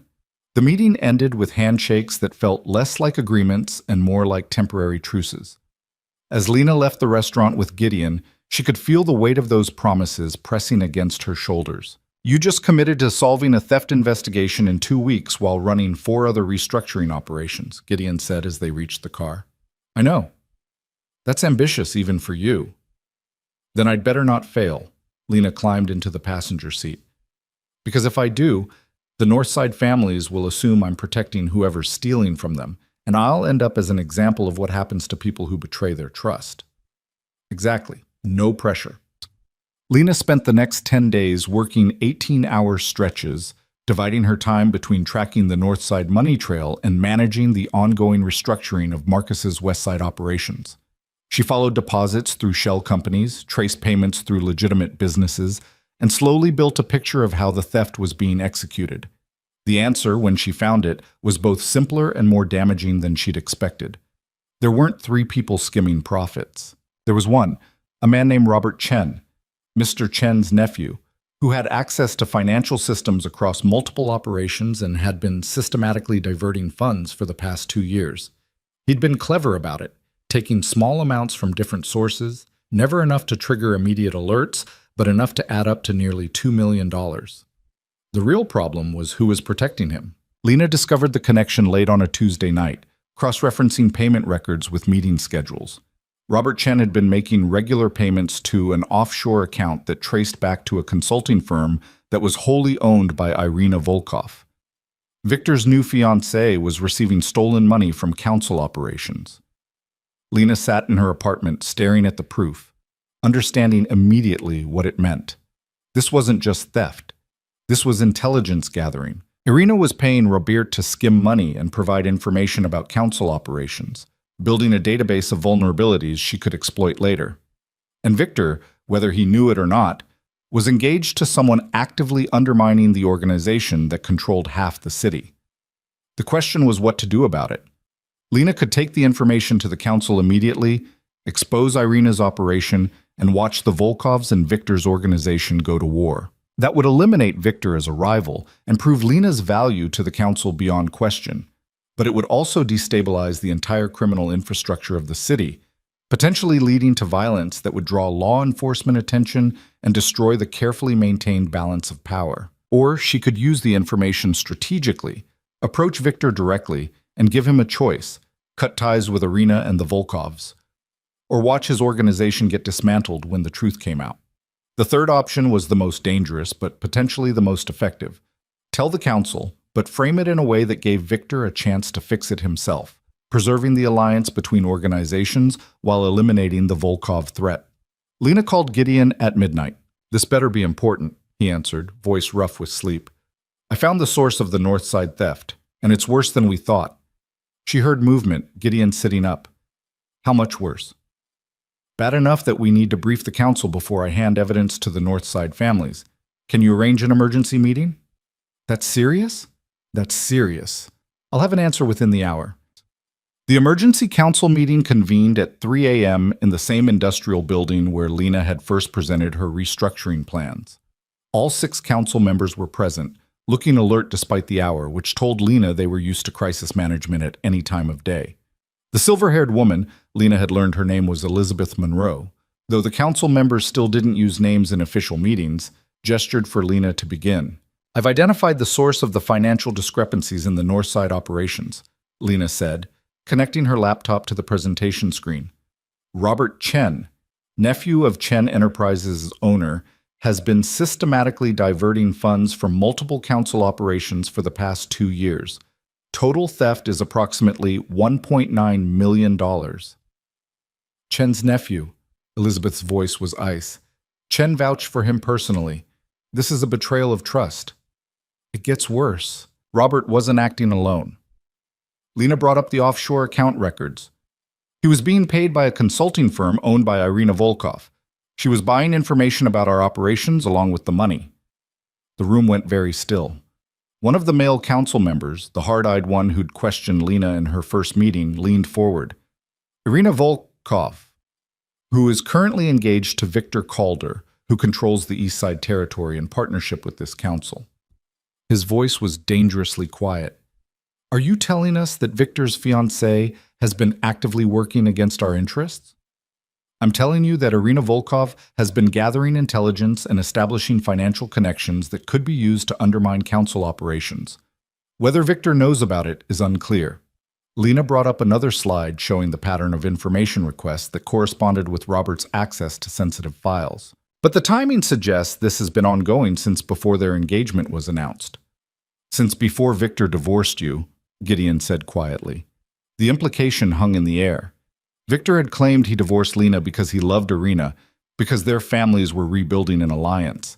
But if Irina had been positioning herself to gather council intelligence before the divorce, then the entire relationship might have been strategic rather than romantic. Victor might not have thrown Lena away for love. He might have been played by someone smarter and more ruthless than he'd realized. "What do you recommend?" Elizabeth asked Lena directly. "3 options. First, we expose Irina's operation immediately, break the Victor Volkov alliance, and prepare for the fallout. It would demonstrate strength, but destabilize existing agreements. Second, we approach Victor privately, give him proof of what Irina's been doing, and let him handle it. That preserves some stability, but risks Victor choosing Irina over the council. Third, we turn this into an opportunity. We feed false information through the compromised channels, let Irina think she's still gathering intelligence, and use her own operation against her." The council members exchanged glances, that silent communication Lena still couldn't fully read. The third option is risky, said the older man with careful speech. It requires maintaining Robert Chen's access while controlling what he sees. It does. But it also gives us leverage over the Volkovs without triggering open conflict. We can use Irina's intelligence network to feed her whatever we want her to believe. Lena pulled up a strategic diagram showing how information could be controlled and weaponized. The Volkovs make decisions based on bad intelligence, we anticipate their moves, and when the time is right, we expose the whole operation and eliminate their leadership for betraying council trust. That's a long game, Elizabeth said. It requires patience and precision. One mistake, and it falls apart. Yes, but the payoff is eliminating a rival organization without the violence and attention that would come from direct confrontation. The council went silent, considering. Finally, Elizabeth spoke. We'll implement option 3 with modifications. You'll continue tracking the money trail, but you'll work with Gideon to craft the false intelligence we feed through Robert Chen. In the meantime, we need to handle the Northside families. They're expecting answers. I'll give them Robert Chen. He's guilty of theft. They can handle him however they see fit. Lena closed her laptop. But I'll leave out the Volkov connection for now. No reason to complicate things until we're ready to move. Agreed. Mr. Cross, you'll coordinate with Mrs. Hart on the intelligence operation. Everyone else, this information stays in this room. If word gets out before we're ready, whoever leaked it will answer to me personally. Elizabeth stood, signaling the end of the meeting. Ms. Hart, good work. You've identified a threat and provided actionable solutions. That's exactly what we hired you for. The praise should have felt good. Instead, Lena felt the weight of what she'd just set in motion, a long-term manipulation that would require absolute precision and could end with her dead if anything went wrong. She delivered Robert Chen to the Northside families the next day. She didn't ask what they did with him, and they didn't volunteer the information. What mattered was that the theft was solved, the families were satisfied, and Lena had proven her value. But that night, as she sat in her apartment reviewing the intelligence operation she'd designed, Lena's phone rang. The caller ID showed a number she didn't recognize. Hello? Lena, it's Victor. Her stomach dropped. How did you get this number? I have my sources. We need to talk. In person. Tonight. I told you to go through proper channels if... This isn't council business.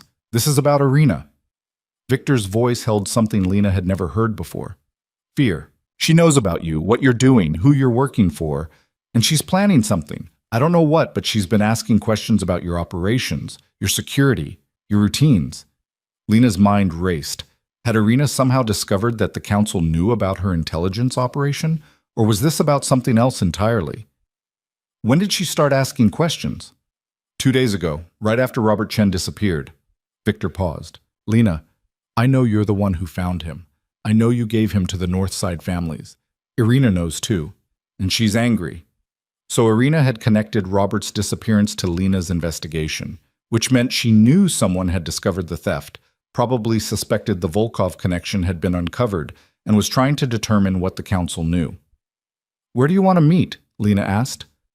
Riverside Park, where we first met before all of this. Victor's voice softened slightly. 1 hour. Please, Lena. I think she's going to try to kill you. The line went dead. Lena sat perfectly still for 10 seconds, then called Gideon. Victor just warned me that Irina's planning something. He wants to meet in an hour. It's a trap, Gideon said immediately. Probably.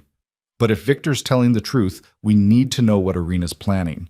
This could accelerate our timeline. Lena stood, already moving toward her closet, where she kept the weapon the council had issued her 3 weeks ago. I'm going to the meeting. Not alone, you're not. I'll have a team in position before you arrive. If this goes wrong, we extract you.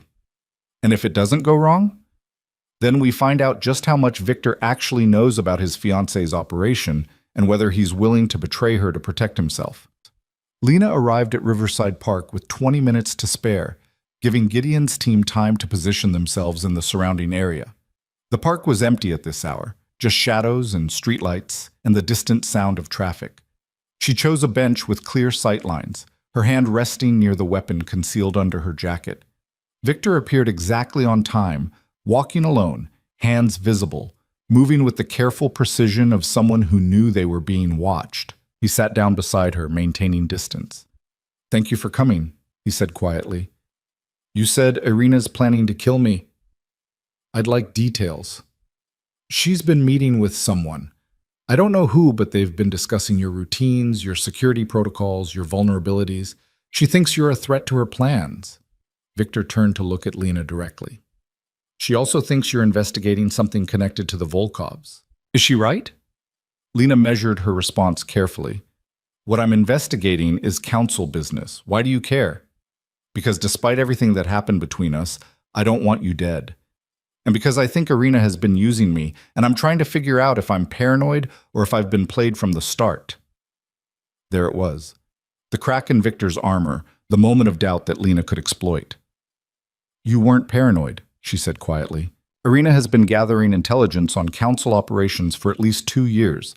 She was using intermediaries to skim money and collect information. When I discovered the operation and shut it down, I became a threat to whatever she's planning. Victor's face went pale in the streetlight. How long have you known?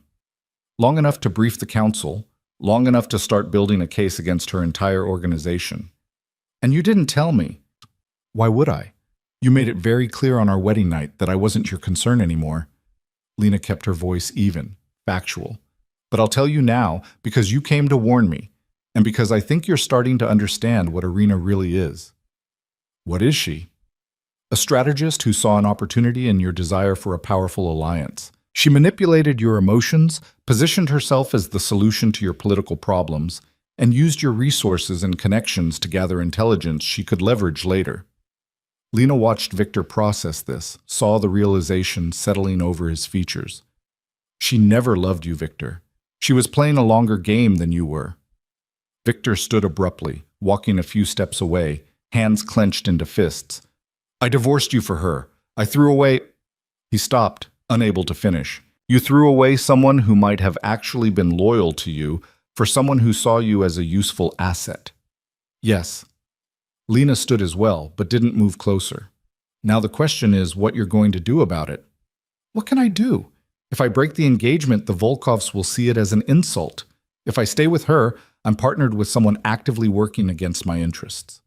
Victor turned back to her, and in his eyes, Lena saw something she'd never expected to see from him. Helplessness. I'm trapped. Then get untrapped. You're Victor Calder. You didn't build your organization by accepting situations you didn't like. You changed them. How? Lena considered her options. Victor was valuable. He controlled significant territory, had loyal people, and represented a stabilizing force in the criminal landscape. If the council could bring him fully into alliance against the Volkovs, it would shift the balance of power significantly. But trusting Victor meant believing he'd learned something from his mistakes. It meant giving him a chance to prove he could be more than the man who'd thrown her away. The council is running an operation against Irina, Lena said carefully. We're feeding false intelligence through her compromised channels, setting her up for a fall. When the time comes, we'll expose her entire operation and eliminate the Volkov organization's leadership. If you want out of your engagement without looking weak, that's your opportunity. You discover her betrayal, you bring proof to the council, and you help us take her down. You come out looking strong, loyal, and valuable. And in the meantime? In the meantime, you pretend everything's fine. You keep Irina close, you pay attention to what she's doing, and you report anything relevant to me through Gideon. You become our inside source. Victor stared at her. You want me to spy on my fiancé. I want you to stop being played by her. There's a difference. Lena moved closer, lowering her voice. You taught me that power is the only thing that matters, Victor. Now I'm offering you a chance to use power instead of being used by it. Take it or don't. But decide quickly, because if Irina's planning to move against me, that timeline just got a lot shorter. For a long moment, Victor said nothing. Then he nodded slowly. I'll do it. But Lena, if this goes wrong, if the council decides I'm too much of a risk, then you'll end up like Robert Chen, I know. That's the choice you're making. Lena pulled out a phone, one of the encrypted ones the council used, and handed it to Victor. Use this to contact Gideon. Only Gideon. And Victor, if you betray us on this, I will personally make sure you regret it more than you've regretted anything in your life. Victor took the phone, and something like a smile crossed his face. You've changed. The woman I married would never have threatened me like that. The woman you married doesn't exist anymore. You made sure of that. Lena turned to walk away, then paused. One more thing. What you felt for me on our wedding night, the moment before you decided to divorce me, was any of it real? Victor was quiet for so long that Lena thought he wouldn't answer. Then, so softly she almost missed it, he said, "All of it was real. That's why I had to end it. I couldn't afford to care about anyone that much, not in this world." "Then you were right about one thing," Lena said. "You couldn't afford to care, because caring would have required you to be brave instead of strategic. And you've never been brave, Victor, just careful." She walked away before he could respond, leaving him standing alone in the empty park with a phone that represented either salvation or his destruction. Gideon was waiting at the park exit. "Well?" he asked. "Victor's in. He'll feed us information about Irina's plans." Lena climbed into the car, suddenly exhausted. "He also confirmed she's planning to move against me soon." "Then we accelerate our timeline. The council needs to know." As they drove back into the city, Lena watched the streetlights blur past and thought about the chain of events she'd set in motion. Victor was now working against his own fiancée. Irina was planning an attack without knowing her intelligence network had been compromised. The council was preparing to eliminate an entire criminal organization, and Lena, the woman who'd been thrown away on her wedding night, was at the center of all of it. She'd told Victor she'd changed, but sitting in the car with Gideon, heading toward another emergency council meeting, Lena wondered if changed was the right word. Maybe she'd just finally become what this world had been trying to make her all along. Someone who understood that power wasn't about being loved or protected or useful. Power was about being willing to break things that needed breaking, including yourself, and rebuilding something stronger from the pieces. The question was whether she'd still recognize herself when the rebuilding was done. The emergency council meeting lasted until dawn. Elizabeth Monroe stood at the head of the table, her silver hair catching the first light filtering through the high windows, and made the decision that would reshape the city's criminal landscape. "We move against the Volkovs in 72 hours, she said. "Ms. Hart, you'll coordinate intelligence operations with Mr. Cross and our new asset inside the Calder organization. We need to know exactly what Irina is planning and when she intends to execute it. If she's moving against you, we use that as the trigger point." "Understood," Lena said, her mind already racing through the logistics. "But if Irina's planning to kill me, we need to make sure the attempt actually happens in a controlled environment. Otherwise, we lose the justification for eliminating her leadership." The hard-eyed council member, Thomas, she'd learned his name was Thomas Brennan, leaned forward. "You're suggesting we let her try to kill you?" "I'm suggesting we create an opportunity that's too perfect for her to resist, control every variable, and document the attempt thoroughly enough that when we eliminate the Volkov leadership, everyone understands it was justified retaliation." Lena pulled up a map of the city on the presentation screen. "There's a fundraiser tomorrow night at the Meridian Gallery. Public event, lots of witnesses, enough chaos for Irina to make a move without it looking suspicious. I'll be there as part of my normal operations review. She'll see it as the perfect opportunity." "And when she tries to kill you in a room full of civilians?" Gideon asked quietly. "She won't try it in the gallery itself. Too many variables she can't control. She'll make the attempt during arrival or departure somewhere semi-public but with enough isolation for plausible deniability." Lena traced routes on the map. "If we position our people correctly, we can intercept the attack, document everything, and have proof of Volkov aggression against council interests." Elizabeth studied the map, then looked at Lena with something approaching concern. "You're making yourself bait."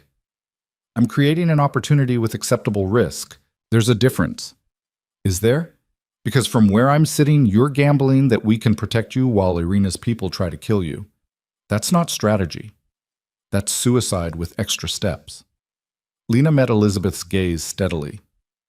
6 months ago, Victor threw me away because I was a liability he couldn't afford. I've spent every day since then proving I'm more than that. If I back down now because something's dangerous, I'm just confirming his assessment. I'd rather take the risk and show everyone, including myself, that I'm valuable enough to be worth protecting. The room went quiet. Then Elizabeth nodded slowly. "All right, we do it your way. But Ms. Hart, if you die tomorrow night, I'm going to be very disappointed in you. I'll do my best to avoid disappointing you." Lena spent the next 24 hours preparing for what was either going to be her greatest success or her final mistake. She coordinated with Gideon on security positions, worked with Victor to confirm Irina's schedule and likely approach, and reviewed every detail of the gallery layout until she could navigate it blindfolded. Victor's intelligence proved valuable. He reported that Irina had been meeting with a team of contractors, professionals who specialized in making deaths look accidental. She'd been asking about Lena's routines, her security protocols, her vulnerabilities, and she'd shown particular interest in the Meridian Gallery fundraiser, noting that Lena would be attending and likely arriving alone. "She's planning to hit you during arrival," Victor told Gideon over the encrypted phone. "Probably in the parking structure. Multiple shooters, quick extraction, designed to look like a robbery gone wrong." "How many shooters?" Gideon asked. "At least 3. Maybe more. She's not taking chances." Lena, listening on speaker, felt a cold calculation settle over her. 3 shooters meant Irina was serious, committed to eliminating the threat Lena represented. It also meant the attack would be obvious, violent, and impossible to dismiss as anything other than assassination. Perfect. The night of the fundraiser, Lena dressed carefully. Elegant but practical. It was a dress that looked expensive but allowed for movement, heels she could run in if necessary. She checked the weapon concealed under her jacket, made sure her phone was fully charged and set to record, and left her apartment with the calm certainty of someone walking into a carefully planned trap. The drive to the Meridian Gallery took 20 minutes. Lena's driver, one of Gideon's people, maintained constant communication with the security team already in position around the gallery. Gideon himself was monitoring from a vehicle 3 blocks away, coordinating response teams and watching through the network of cameras they'd installed that morning. "Team Alpha in position," came the voice through Lena's earpiece. "Parking structure is clear except for 3 suspects matching the contractor profiles. 2 on level 2, 1 on level 3 near the stairwell." "Copy that," Lena said quietly, proceeding as planned. Her car entered the parking structure at exactly 8:15. The driver took them to level 2, pulling into a spot near the elevator bank where the lighting was good and the sight lines were clear. Lena could see the 2 contractors Victor had warned about, men in dark clothing, positioned behind concrete pillars, trying to look casual and failing. "I have visual on suspects," Lena said, gathering her purse and preparing to exit. "Moving to intercept point." "All teams ready," Gideon confirmed. "We've got you covered." Lena stepped out of the car, and for just a moment, she felt the weight of what she was doing. She was walking toward people who intended to kill her, trusting that the council's security would react fast enough to prevent it. One miscalculation, one moment of hesitation from her protection detail, and this would end very differently than planned. But she'd made her choice. She'd committed to this path when she decided survival wasn't enough anymore. She walked toward the elevator, heels clicking on concrete, purse held loosely in one hand. The contractor shifted position, subtle movements that told her they were preparing to act. 20 feet from the elevator, 15 feet, 10 feet. The first contractor stepped out from behind his pillar, hand moving toward the weapon concealed under his jacket. The second contractor mirrored the movement from the other side. And then everything happened at once. Council security poured out from concealed positions, from behind vehicles, from the stairwell, from the elevator itself. Weapons drawn, voices shouting commands, overwhelming force deployed with practiced precision. The contractors froze, caught between reaching for their guns and recognizing that they were surrounded by professionals who would shoot first and ask questions never. Lena stopped walking, standing perfectly still in the middle of the kill zone that had just been neutralized. "On the ground!" One of the security team leaders was shouting. "Hands where we can see them! Now!" The contractors complied, going to their knees and then flat on the concrete. Within 30 seconds, all 3 were cuffed and being searched. Weapons confiscated, identification documented, phones collected for analysis. Gideon's voice came through Lena's earpiece. "All suspects in custody. You're clear. Well done." Lena let out a breath she hadn't realized she was holding. "Did we get everything on camera?" "Every angle. We have documentation of armed suspects lying in wait, coordinated positioning, intent to ambush. More than enough to prove premeditated assassination attempt." Gideon paused. "How are you doing?" "I'm fine. Surprisingly fine, actually." "Good. Because we just triggered the endgame.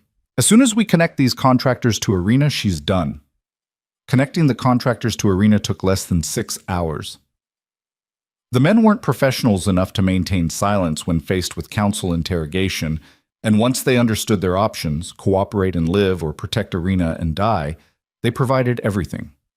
Phone records, payment receipts, recorded conversations where Irina had specifically identified Lena as the target and outlined the desired approach. By 3 a.m., the council had irrefutable proof that Irina Volkov had ordered the assassination of a council consultant. It was the justification they needed to move against the Volkov organization with the backing of every other family and syndicate in the city. Elizabeth called an emergency summit for dawn, inviting every major player in the criminal infrastructure. The meeting took place in a warehouse that had been transformed into something resembling a corporate boardroom. Long table, professional lighting, security everywhere. Representatives from a dozen organizations filed in, Victor among them, all of them understanding that something significant was about to happen.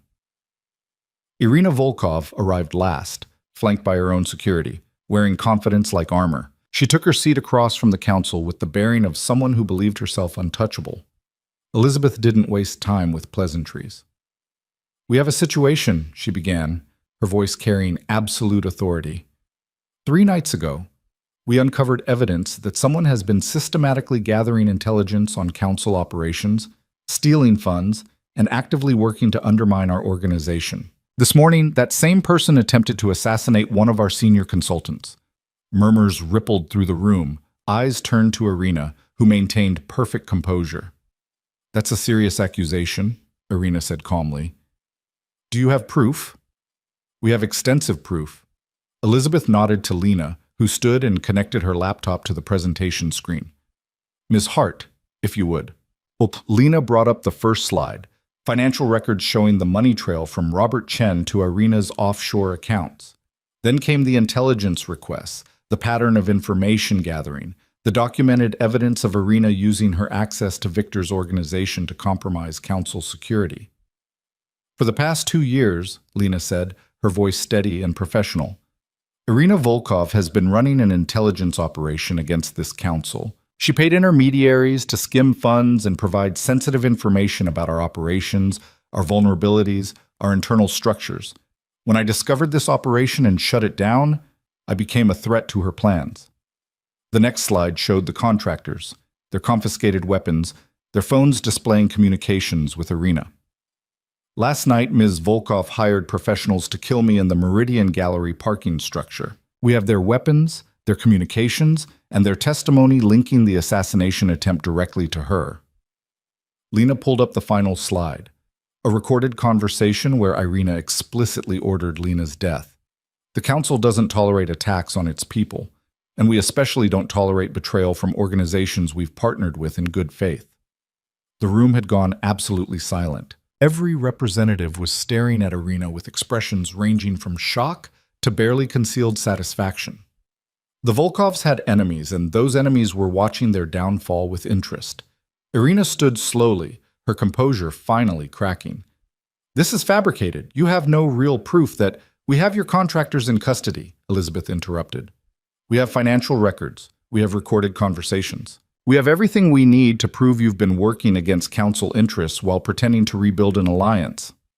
She stood as well, and the temperature in the room seemed to drop.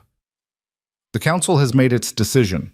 The Volkov organization is stripped of all territory, all business relationships, and all protections. Your assets will be redistributed among organizations that have proven their loyalty. And you personally are banished from the city. If you or any member of your family is found within city limits after 72 hours, the consequences will be permanent." "You can't do this," Irina said, but her voice had lost its certainty. She was looking around the room, searching for allies and finding none. "Victor, tell them. We're engaged. We're building an alliance." All eyes turned to Victor, who sat perfectly still at the far end of the table. He looked at Irina with an expression Lena couldn't quite read. Anger, certainly, but also something that might have been disappointment. "I didn't know about your operation against the council," he said quietly. "If I had, the engagement would have ended immediately.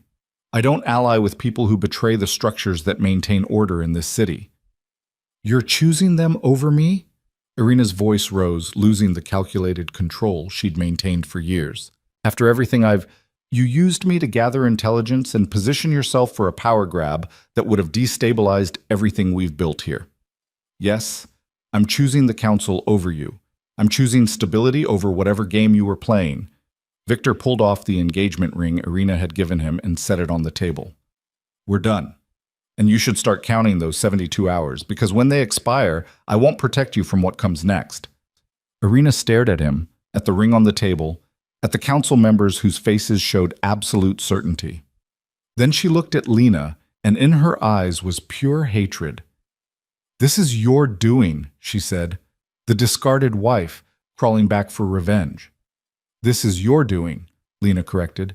You made the choice to betray the council. You made the choice to order my death. I just documented your choices and let you face the consequences. You'll regret this, all of you. The Volkovs don't forget, and we don't forgive. The Volkovs don't have the power to do anything but leave, Elizabeth said. Security will escort you out. You have 72 hours. Use them wisely. Irina's security moved to flank her, but council guards were already there, making it clear that cooperation was mandatory. As she was led toward the exit, Irina turned back one last time. Victor, she called out, you're making a mistake. I could have made you more powerful than you ever imagined. You would have made me your puppet, Victor replied without looking at her. That's not power. That's slavery with better branding. The doors closed behind Irina, and the warehouse went quiet. Then, slowly, representatives from the other organizations began to stand, approaching the council to express support, to position themselves for the redistribution of Volkov territory, to demonstrate their loyalty. Lena gathered her laptop and stepped back from the presentation screen, feeling the exhaustion of the past 72 hours finally catching up with her. She'd done it. She'd exposed Irina, eliminated a threat to the council, and proven her value beyond question. Gideon appeared at her side. You should feel proud. That was brilliant work. I feel tired. That's fair. But Lena, what you just did, taking down an entire criminal organization with evidence and strategy instead of violence, that's going to change how the council operates. You've shown them there's a better way. Or I've shown them I'm useful for a different kind of violence. Legal, documented, but violence nonetheless. Maybe. But you're alive, and Irina's not. In this world, that counts as winning. Victor approached before Lena could respond. He looked older in the harsh warehouse lighting, tired in ways that went beyond lack of sleep. Thank you, he said quietly, for giving me the chance to make the right choice. You made the choice. I just provided the information.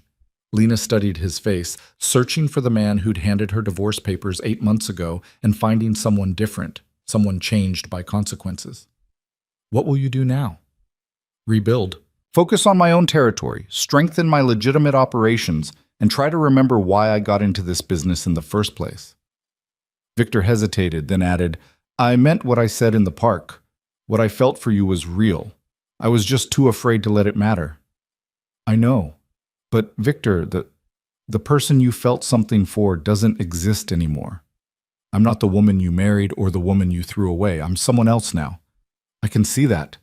You're stronger, harder, more like me than I ever wanted you to be.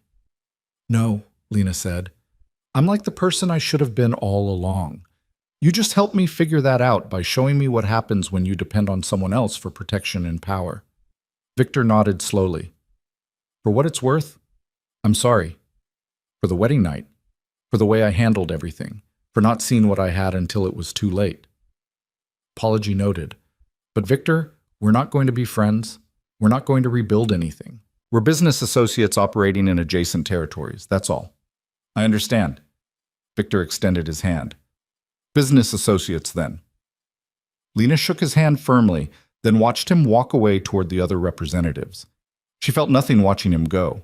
No lingering affection, no residual anger, nothing but professional assessment of his value to the council's operations. Elizabeth approached as Victor left. Walk with me, Ms. Hart. They left the warehouse and stepped into the early morning light. The city was beginning to wake up, delivery trucks making rounds, early commuters heading to work, the normal rhythms of a place that had no idea what had just been decided in a converted warehouse. You've exceeded every expectation we had when we hired you, Elizabeth said. In 8 months, you've restructured our operations, eliminated a major security threat, and prevented what could have been a devastating war between organizations. The council is unanimously impressed. Thank you. Which is why we're offering you a permanent position as Director of Strategic Operations. You'd have authority over all financial and organizational restructuring across council territories, direct access to council meetings, and resources to build whatever team you need. Elizabeth stopped walking, turning to face Lena directly. It's the kind of position that usually takes decades to reach. We're offering it to you now because you've proven you can handle it. Director of Strategic Operations. Real power, real authority, real security. Everything Lena had been working toward. There's something else, Elizabeth continued. The council has been investigating your background more thoroughly. We found some interesting information about your family history. Lena's stomach tightened. What kind of information? Your mother's maiden name was Castellanos. Your grandmother was Maria Castellanos, who came to this country in the 1960s from Sicily. What your mother probably never told you, what Maria probably never told her, is that the Castellanos family was part of the original syndicate structure that built this city's criminal infrastructure. Your great-grandfather helped establish the territories, the council system, the frameworks we still use today. The information landed like a physical blow. My family was part of this world? Your family helped create this world. Maria left, changed her name, tried to give her daughter a normal life. But the instincts, the strategic thinking, the natural understanding of power structures, that's not something you learned, Lena. That's in your blood. Elizabeth smiled slightly. You're not an outsider who got lucky. You're a legacy who came home.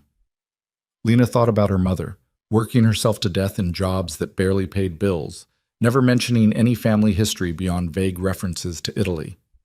She thought about her grandmother, who died when Lena was 6. A quiet woman who'd seemed to carry secrets like other people carried purses. They'd been protecting her, trying to give her a chance at a life that didn't involve this world, and she'd ended up here anyway. The council wants you to know that you belong here, Elizabeth said. Not because we hired you, but because this is your inheritance. Your great-grandfather would be proud to see what you've built. What if I don't want it to be my inheritance? What if I just want it to be a job I'm good at? Then it's that too. But Lena, I think you should know where you come from. It might help you understand where you're going. Elizabeth started walking again. Take some time to think about the director position. Let me know your answer within the week. She left Lena standing on the street as the sun rose over the city, illuminating buildings and streets and the lives of people who had no idea that the structures controlling their world had just shifted. Lena walked slowly through the waking city, processing everything that had happened. 8 months ago, she'd been handed divorce papers on her wedding night, reduced to a liability to be managed and discarded. Now she was being offered a position of real power, told she came from a legacy of people who'd built criminal empires, given the chance to shape the future of the organization that controlled the city. The question was whether she wanted it, whether becoming Director of Strategic Operations, embracing her family legacy, committing fully to this world, whether that was the ending she'd been working toward or just another way of being trapped. Her phone buzzed. A text from Gideon. Congratulations on the promotion. Assuming you're taking it. Coffee later to celebrate? Lena stared at the message, then looked up at the city spreading out before her. Somewhere in those buildings were people like her mother had been, struggling, desperate, trapped by circumstances they couldn't control. Somewhere were people like Robert Chen, willing to betray everything for money. Somewhere were people like Victor, powerful, but ultimately controlled by their own fear of losing power. And somewhere, maybe, were people who understood what Lena was beginning to understand, that real power wasn't about control or fear or loyalty, it was about choice, about being able to say yes or no to opportunities and have that decision respected. She texted Gideon back, "Coffee sounds good, but I haven't decided about the promotion yet." His response came immediately. "What's there to decide? You've earned it." Lena typed slowly. Earning it and wanting it are different things. She met Gideon at a cafe 3 blocks from her apartment, a quiet place that served excellent coffee and minded its own business. He was waiting at a corner table when she arrived, 2 cups already ordered. "You look like you haven't slept," he said as she sat down. "I haven't. Been thinking. About the director position." About everything. The position, the family legacy Elizabeth told me about, what I actually want versus what I've been working toward. Lena wrapped her hands around the coffee cup, feeling its warmth. Gideon, do you ever wonder if we're just building prettier cages for ourselves? That's a very philosophical question for 8 in the morning. I'm serious. 8 months ago, I was trapped by Victor's decisions, hidden away in Riverside, dependent on his money and his permission to live my life.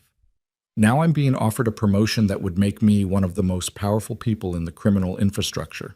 But I'd still be trapped by responsibilities, by expectations, by the fact that once you're in this world at that level, you can never really leave. Gideon was quiet for a moment, then said, "You're right. The director position would trap you in a different way, more comfortable, more powerful, but still a cage. So why would I take it? Because it's a cage you choose, with authority you control, doing work that matters to you.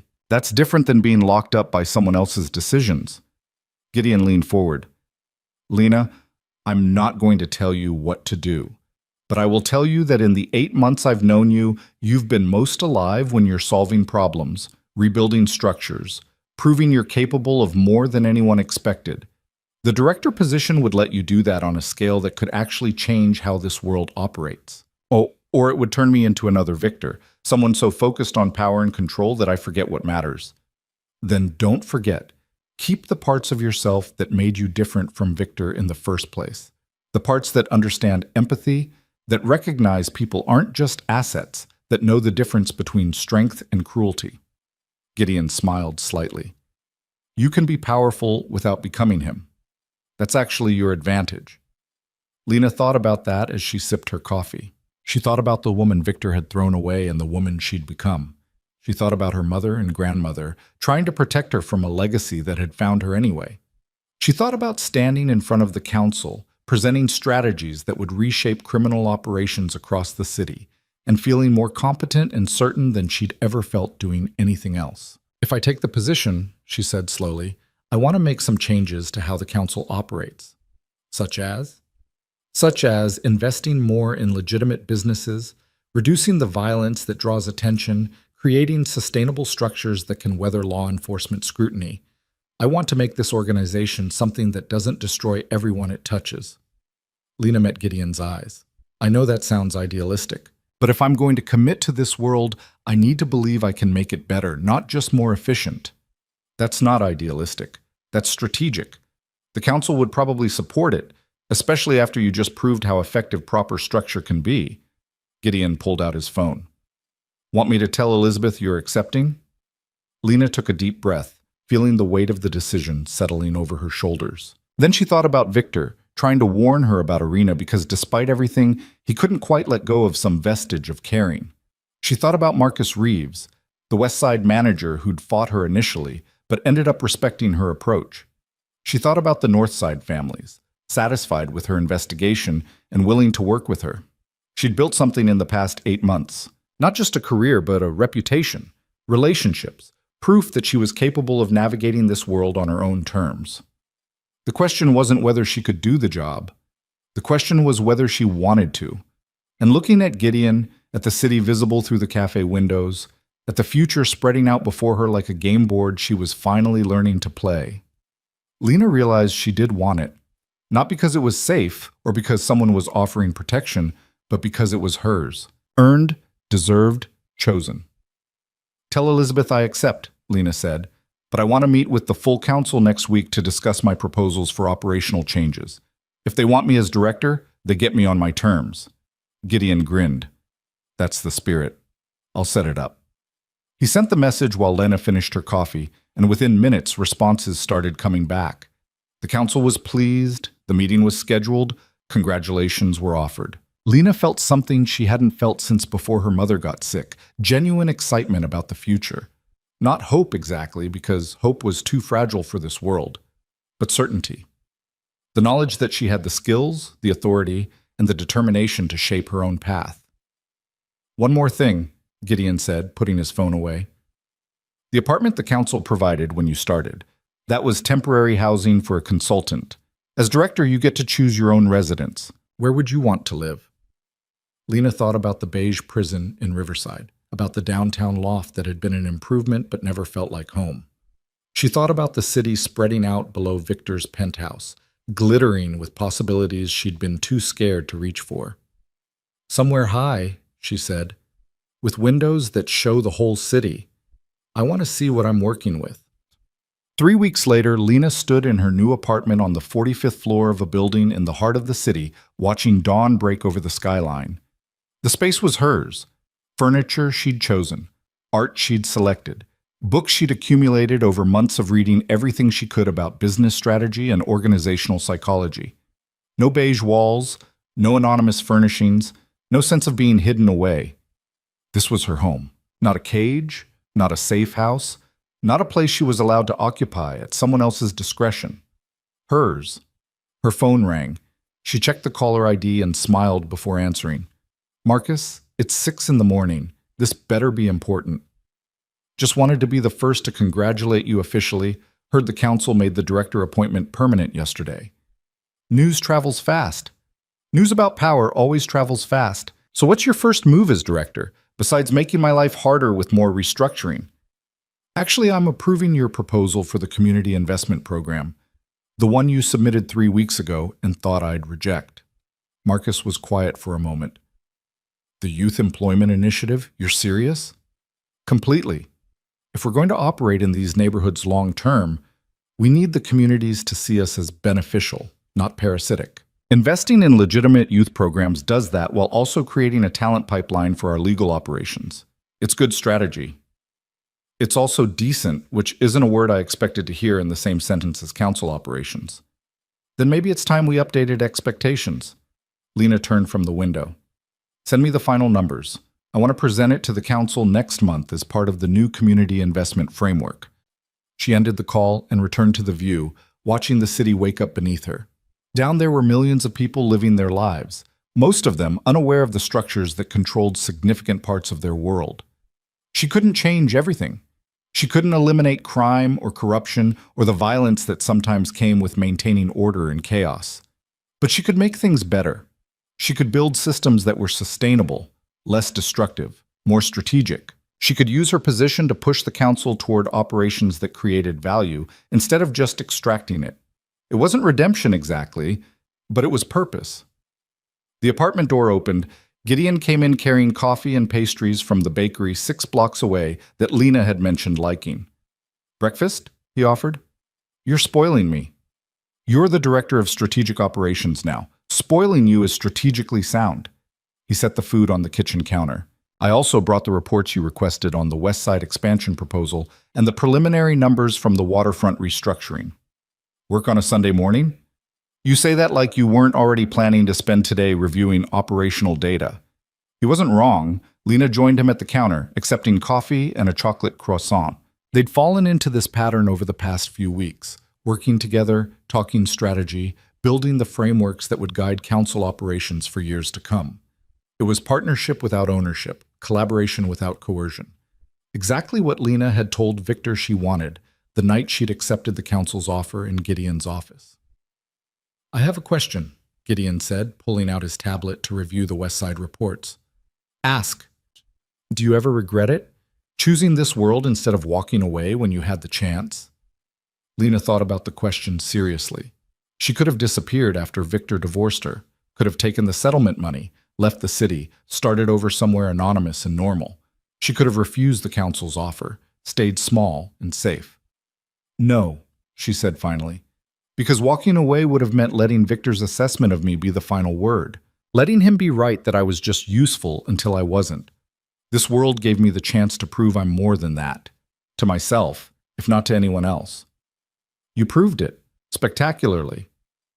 Maybe. But Gideon, I also know what I've become in the process.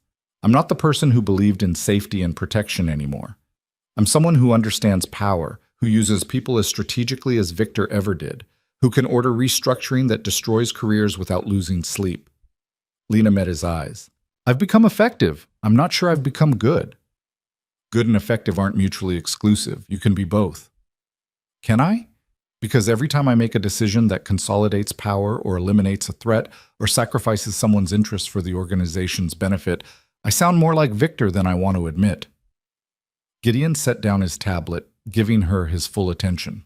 You want to know the difference between you and Victor? Victor threw you away when you stopped serving his immediate needs. You're building programs that invest in communities, creating sustainable structures, trying to make this organization something better than it was. That's not the same as being cold or strategic. That's being strategic about building something worth maintaining. Or I'm just rationalizing the choices I've made to feel better about them. Maybe both things are true. Maybe you're strategic and also trying to build something meaningful. Maybe you've learned from Victor's mistakes without becoming him. Gideon smiled. Give yourself some credit, Lena. You've earned it. Later that afternoon, after Gideon left and Lena had spent several hours reviewing operational reports, she found herself thinking about Victor, about the man who'd stood at that penthouse window 8 months ago and handed her divorce papers without apparent regret. She wondered if he ever thought about her, about the life they could have had if he'd been brave enough to choose connection over calculation. She wondered if he regretted the choice, if he lay awake at night thinking about the woman he'd thrown away who'd become someone he could never control. Probably not. Victor wasn't built for regret. He was built for survival, for power, for making the choices that kept him on top regardless of the cost. But Lena had learned something Victor never would, that real power wasn't about controlling everything around you. It was about controlling yourself, your choices, your path forward. It was about being able to stand in a room full of people who could destroy you and know that you'd earned the right to be there. Her phone buzzed with a message from Elizabeth. Council meeting Tuesday at 9. We'll formally announce your appointment and begin discussing your proposed reforms. Prepare for resistance from the old guard. They don't like change. Lena texted back, I'll be ready. I'm used to resistance. She set down her phone and walked back to the windows, looking out at the city she'd been given authority over. Somewhere down there, Victor was running his organization, probably making calculated decisions and convincing himself they were necessary. Somewhere, the remnants of the Volkov operation were scattered and broken, a reminder of what happened when ambition exceeded strategy. And here, in this apartment she'd chosen, in this life she'd built from the ashes of a marriage that had lasted less than a day, Lena Hart stood and felt something she hadn't felt in years. Peace. Not happiness, exactly. Not the fairy tale ending she might have imagined once upon a time before she understood how the world really worked, but peace with her choices, her path, her future. She'd been discarded on her wedding night by a man who thought she was disposable. She'd rebuilt herself into someone indispensable. And now, standing at dawn in a city full of possibilities and dangers and structures she was learning to reshape, Lena understood the most important truth of all. She didn't need Victor's approval or anyone else's validation. She'd chosen herself, built herself, proven herself. That was power. Real, lasting, inalienable power that no one could take away because it had never been given. It had been earned, one strategic decision at a time. The sun rose higher, painting the city in gold and shadow, illuminating a world that was hers to shape. And Lena smiled, knowing that the woman Victor had thrown away on their wedding night had become exactly what he'd feared she might. Someone who understood the game better than he did, played it more strategically, and won on her own terms. The discarded wife was gone. The director of strategic operations had taken her place. And the city, unknowing, chaotic, full of people living their lives between order and violence, would be better for it. Not perfect. Never perfect. But better. And in this world, better was the only victory that mattered.